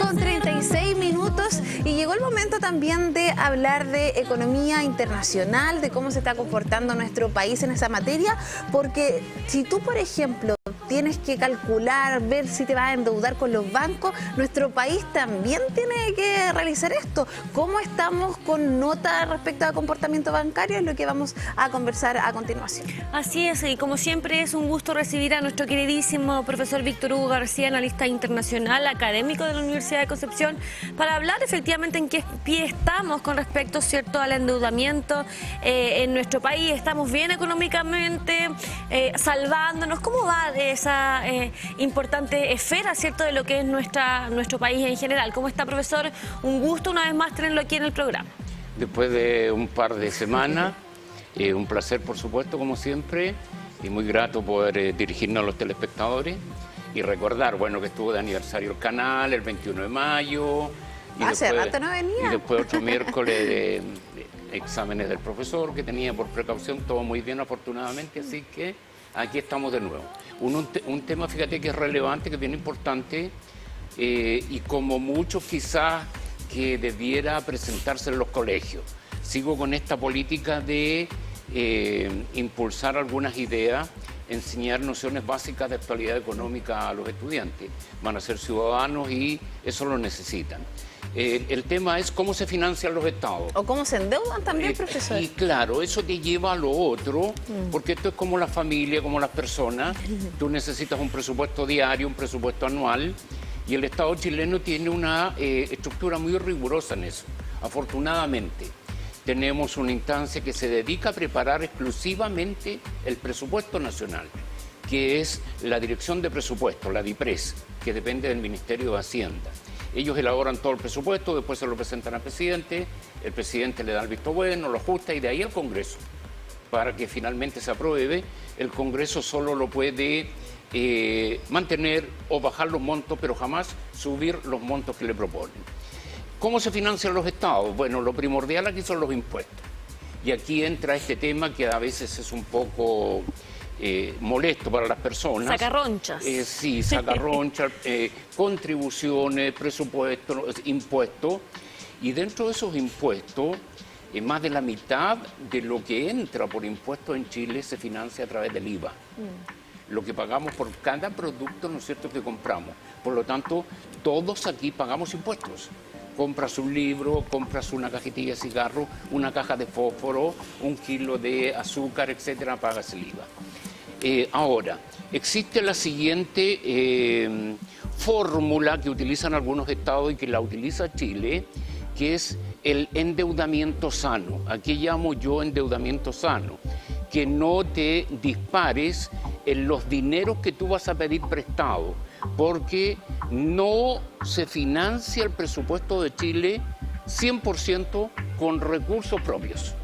Impuestos, donaciones, ganancias de las empresas estatales, no lo financias al 100%.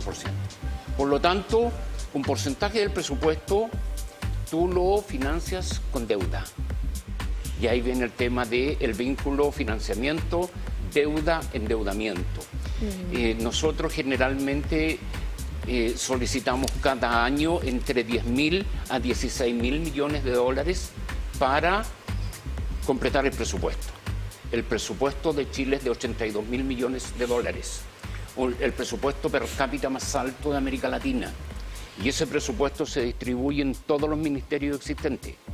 Es un trabajo muy arduo, muy serio, y hay varias instituciones que se encargan de entregar insumos para que eso quede bien elaborado. Entonces, llegamos al tema de que necesitas endeudarte un poco, sanamente. Entonces, aquí viene un tema que es poco conocido, que tienes varios procedimientos para endeudarte. Lo más lógico es que recurras a un banco. Te van a cobrar intereses muy altos, o no muy altos, depende cómo se porte el país. Le puedes pedir a otro estado, complicado. Lo que hizo Argentina con China, Venezuela con China o con Rusia, es más complejo. El otro te va a pedir algo a cambio. o recurres a organismos internacionales, el Fondo Monetario Internacional, por ejemplo, que es muy drástico, te va a pasar plata, pero te va a exigir una serie de cosas que son muy duras. Y lo otro, que es lo que hace Chile preferentemente, que tú tengas una economía ordenada, una economía muy bien evaluada y que te califiquen. Y a los estados los califican. Como lo vamos a ver en algunas gráficas, ¿no es cierto? Luego hay una calificación que va desde la AAA hasta la CCC, ¿ya? Y ahí, bueno, está el tema del riesgo país también que vamos a ver luego. Entonces, todos los estados, por ejemplo, que están con BBB hacia arriba, calificados, calificadoras de riesgo, instituciones privadas que evalúan a los estados, esos estados pueden colocar bonos, pueden colocar acciones en el mercado mundial y lo compran otros estados. Por ejemplo, ahí están las empresas que califican, la Standard & Poor's, la Fitch y la Moody's, y ahí están, ¿no es cierto?, las calificaciones que tiene nuestro país. Chile es el único país de América Latina que tiene A. No somos AA ni AAA, pero somos A. Después viene la BBB, 2B, 1B, CCC y así hacia abajo. Estamos arriba. ¿Qué significa esa calificación de A? Que, por ejemplo, no eres un país riesgoso, que eres un país serio, no vas a pagar la deuda. Existe el compromiso de que si tú quieres vender el bono que le compraste a Chile, tú lo podrías vender y vas a obtener prácticamente el 95% de lo que vale ese bono asegurado, ¿ya? Significa que ese país tiene reservas internacionales, que tiene ahorros, que su presupuesto lo ha elaborado seriamente y que no tiene grandes déficits, que tiene una institucionalidad económica estable y que es un país que cumple su palabra y que tiene certeza jurídica, un elemento clave. Si firmaste algo, lo cumples. Y si no lo cumples, asumen las consecuencias. Claro. ¿Ya? Eso significa que estás bien calificado. Parte de este espacio es poder educar a la comunidad en ciertos temas también que tienen relación con lo que ocurre en el día a día, así como nosotros muchas veces buscamos opciones de créditos o distintas alternativas, también eso ocurre en los estados. Pero la pregunta para que vayamos explicando también cómo se desarrolla esto es: ¿cómo se define esa calificación crediticia y adicionalmente también qué agencias son las que evalúan esto? Mira, hay dos elementos de calificación a los países, fíjate. Uno es el riesgo país, que allí te miden prácticamente desde lo social, político, jurídico, económico, todo lo que podría significar un riesgo para los inversionistas en ese país. Y ahí te colocan un puntaje. Y ese puntaje va desde 0 hasta, por ejemplo, 16.000, que es el que tiene Venezuela.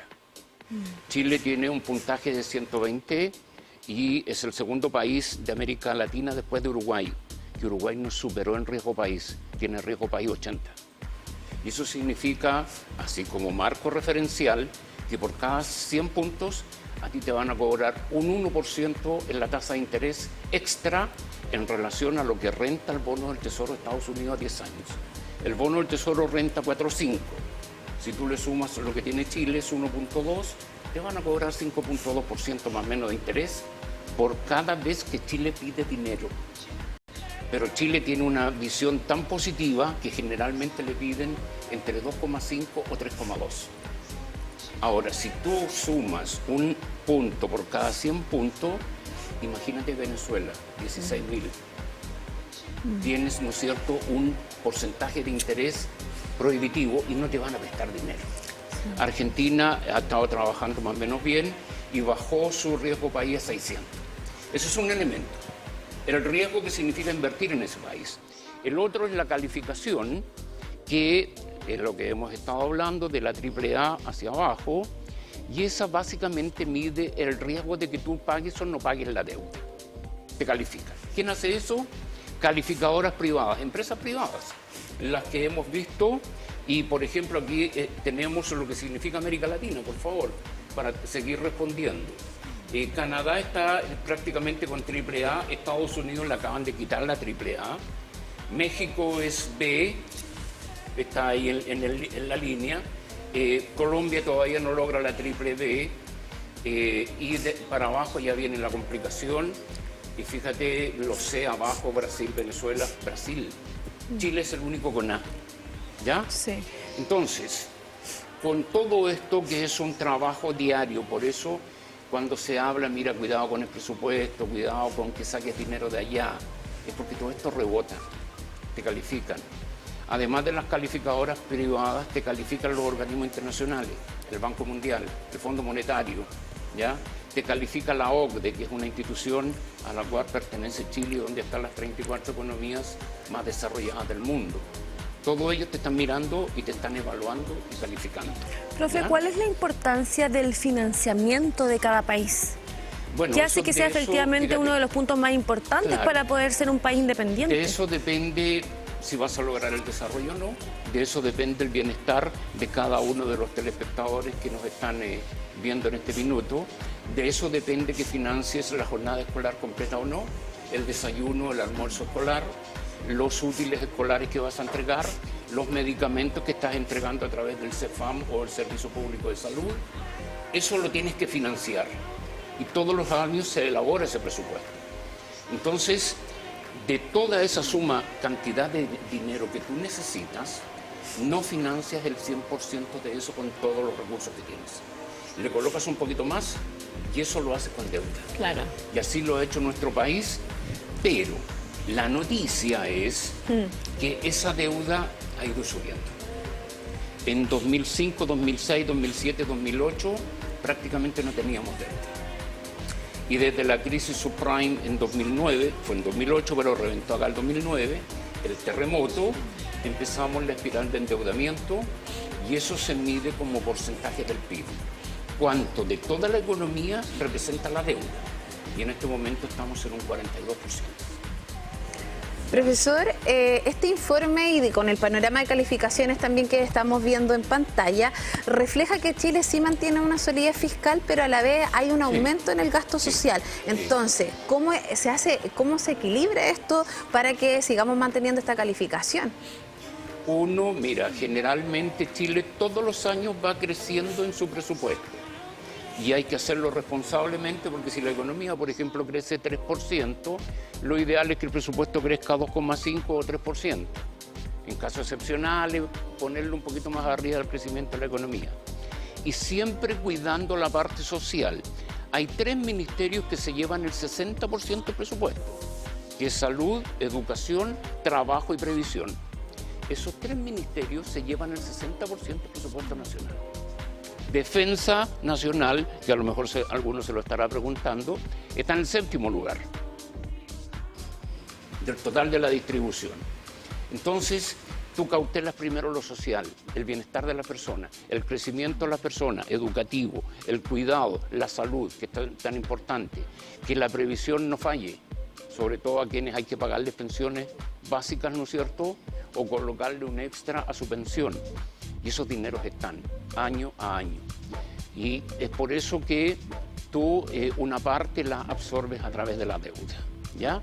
Y esa deuda en el caso de Chile, que quiero dejar bien en claro eso, lo hace emitiendo acciones, bonos.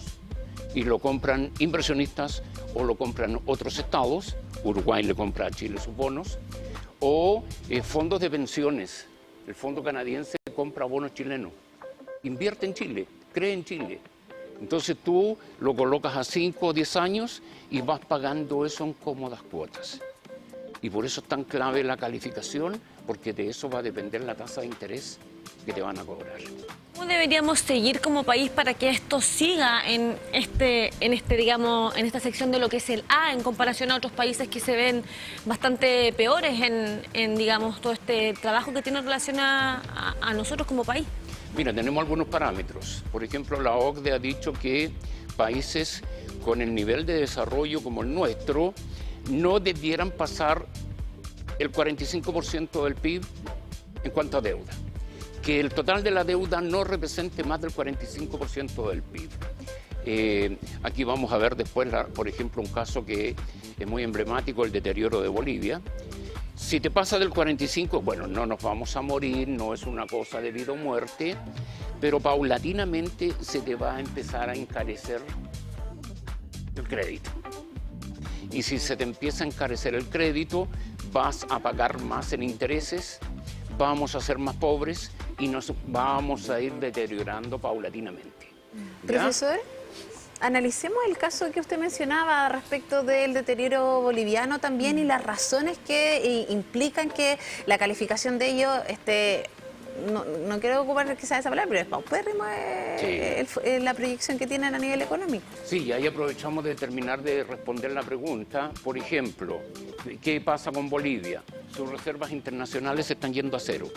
Las reservas internacionales son los dineros que se dejan allí para casos extremos, que no sé, un megaterremoto de nivel 12 o no sé, o entramos en guerra. Nosotros tenemos 45.000 millones de dólares en reservas internacionales, que no se tocan, están invertidas. Bolivia ha ido ocupando eso sistemáticamente. Y ya el inversionista dice, ya, pero Bolivia, y si tiene que pagar su deuda y no tiene respaldo, ¿cómo lo va a hacer? No confío en ello. Uno. Lo otro, tener cuidado con tu presupuesto. Hay que manejar un déficit de 1 al 2% del PIB más o menos. Hay una norma en economía que dice que cuando ya empiezas con el 4% del PIB para arriba, más pronto que tarde vas a tener problemas. Tienes que cuidar el presupuesto. Ojalá con un déficit, pero un déficit bien acotado, manejable. Nosotros los 2 últimos años hemos ido creciendo el déficit. Hay que poner ahí un alto rápidamente porque nos movemos entre el 1,5 y el 2 más o menos de déficit. El endeudamiento. Ya lo dijimos, ¿no es cierto? No te pases del 45, mira Bolivia, va en el 80, ¿ya? El tipo de dólar, mantenerlo libre y estable. Un dólar, ¿no es cierto?, en nuestro caso entre 900, 930, 950, pero que no se te vaya a 1100. O que no se te baje, ¿no es cierto?, a 700 pesos. Y el dólar estable significa que debe existir una relación entre oferta y demanda. La cantidad de dólares que entra al país versus la cantidad que sale o que consumimos. Eso siempre tiene que estar equilibrado. Y eso lo logras, por ejemplo, con un buen precio del cobre, lo logras con inversiones extranjeras, lo logras con las ganancias que obtiene Chile en el extranjero, los turistas que vienen al país, versus el turismo que hacemos nosotros, lo que compramos fuera, las inversiones que hacemos en otros países. Eso nos da oferta y demanda y un dólar estable. Todo ese conjunto de factores te da estabilidad económica, seriedad. Y nosotros, antes de que pasemos a otro tema, y no quiero sonar chauvinista ni patriotero, sino que estas cosas hay que decirlas, aparte de las reservas internacionales tenemos un fondo de estabilización económico y social, un ahorro extra, que lo tenemos bajo en este momento, pero que nos salvó en 2009, nos salvó en 2010, nos salvó en 2019 y algo nos salvó en 2021. Teníamos 19.000 millones de dólares ahí. Tenemos un fondo de reserva para pensiones, 9.000 millones de dólares, porque hay que pagar pensiones básicas. Estamos envejeciendo, hay que pagar a los adultos mayores pensiones. Entonces, el país tiene espalda financiera, se maneja seriamente. El presupuesto no lo tiene con un déficit tan elevado. Y todo eso te da esta imagen de país serio, lo que desafortunadamente perdió Bolivia. Y fíjate los datos los últimos datos de riesgo país. Argentina volvió a los 600, ¿ya? Bolivia, mira, sobre 2000, ¿ya? Chile se mueve entre, es más o menos 120 la media. Tenemos una tarea ahí, hay que seguir bajando el riesgo. Y ahí sistemáticamente los otros países, Uruguay es quien nos supera en este minuto. Pero ahí tienes una relación de cómo está América Latina. Profesor, ¿cuáles son estos factores que hablábamos que son importantes a la hora de tener un país próspero también? Las relaciones internacionales, la diplomacia, también los recursos naturales. ¿Qué otros factores son importantes para tener un país en un buen pie financiero como al que estamos hoy día? Hay un elemento clave como Chile. Que yo le insisto mucho a los estudiantes, sobre todo a los estudiantes de periodismo, porque les toca esto enfrentarlo y difundirlo. La clave aquí es que hagas crecer la economía. Por cada punto que crece la economía chilena son 175 millones de dólares aproximadamente lo que obtienes. Significa que si dejas de crecer un punto, vas a tener esa cantidad menos. Si subes un punto más de lo presupuestado, vas a tener esa cantidad más menos de extra. Por lo tanto, hay que hacer crecer la economía. El tener un 2% de crecimiento nos sirve, pero simplemente estamos surfeando. Estamos sobre la ola. Lo ideal es crecer del 3,5 al 4 hacia arriba. Y la gran tarea de nuestro país es volver a ese crecimiento. estamos en el 2.5, 2.7, ya, estupendo. Dentro de todo el contexto latinoamericano pareciera que todavía estamos ahí, pero hay que ser más ambicioso. Hay que desarrollar políticas pro crecimiento, incentivos para la inversión, que de nuevo, ¿no es cierto?, la economía despegue definitivamente. Si creces, vas a tener más ingresos por impuestos, vas a tener más ingresos, ¿no es cierto?, por inversión. La relación PIB-deuda va a bajar, porque si tu PIB es más grande, el porcentaje de tu deuda disminuye. Entonces, aquí el elemento clave, a propósito de tu pregunta, es el tema del crecimiento económico. Y eso es inversión, eso es conocimiento, eso es tecnología, eso es educación. Eso es permitir que la iniciativa privada se desenvuelva en un contexto de certeza y de seguridad. Seguridad. Mira dónde llegamos, ¿ya? Terminando, hace muy poco fue la cuenta pública del presidente Gabriel Boric, a 9 meses ya de lo que culmine su gobierno. En esta materia, ¿cómo proyecta que deja también el gobierno en relación a materia económica, sobre todo en temas de inversión? Mira, aquí hay que ser muy frío en estos análisis. Yo rápidamente comencé a revisar, ¿no es cierto? Tengo un Twitter muy particular porque tengo allí prensa, tengo especialistas. No es un Twitter muy abierto, digamos, por razones obvias. Y las opiniones eran, pero de la A a la Z. Pero debo decir algunas cosas, por ejemplo, que el crecimiento de la deuda en este gobierno fue de 4 puntos. Con Sebastián Piñera fue de 12 puntos, pero tuvimos el estallido social y la pandemia. Con Michelle Bachelet 1, también el crecimiento fue de 12-13%. Por lo tanto, en materia del crecimiento de la deuda, estamos relativamente estables, ¿ya? Punto para el actual gobierno. No es tan claro sí el tema del presupuesto, porque se comenzó a utilizar dineros que no aparecieron en la cuenta original cuando presentaste el presupuesto. Comenzaste a tomar ganancias de las empresas públicas y lo ideal es no hacer eso. Has ocupado excesivamente el Fondo de Estabilización Económico y Social. Por lo tanto, allí en materia de gasto público hay una señal de alerta. Y evidentemente el Consejo Fiscal Autónomo que asesora esto, que es una instancia privada, ha dicho que el próximo gobierno, los 4 años que tiene por delante, tiene que ajustarse. Mira tú la proyección, ¿ya? En materia de crecimiento, yo creo que estamos relativamente estables y el desafío es seguir. Pero el gobierno logró en ese sentido estabilizar la economía y crecer. Por lo tanto, el punto es sí, no, ¿ya? Y así se pueden dar otros factores como la inversión extranjera que se recuperó, está volviendo, pero hay que ajustar el tema de la permisología. No dejar entrar a diestra y siniestra, pero tampoco nos podemos demorar 5 años, 10 años en aprobar un proyecto.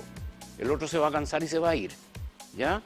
Entonces ahí te doy algunos referentes de cómo más o menos se recibe el tema de la economía y volver a poner dinero al Fondo de Estabilización Económico y Social. Teníamos 19.000 millones de dólares, estamos en 3.700 en este minuto. Profesor, Siempre se hace interesante el poder hablar desde lo internacional, pero también cómo vamos en este pie importante financiero desde nuestro país. Así que son conversaciones que ojalá tuviésemos mucho más tiempo de poder comentar, pero para eso tenemos este espacio justamente, para poder evidenciar lo bueno y lo malo que hoy día tenemos como país. Así que muchas gracias por estar con nosotros. Un placer como siempre y bueno, y esa es la idea, es decir, conversar sobre estos temas y hacerlos lo más accesible posible, y siempre con una mirada lo más objetiva posible, pensando de que a fin de cuentas lo que interesa es el bienestar de Chile y el bienestar de cada uno de nosotros, ¿eh? Para eso deben estar los gobiernos. Muchas gracias, profesor. Y siendo ya la 1 de la tarde en punto, culminamos el matinal Siempre Juntos. Nos vemos mañana y esperando que tenga un excelente término de este día y que alcance ahí todos sus sueños y sus metas. Chao, chao.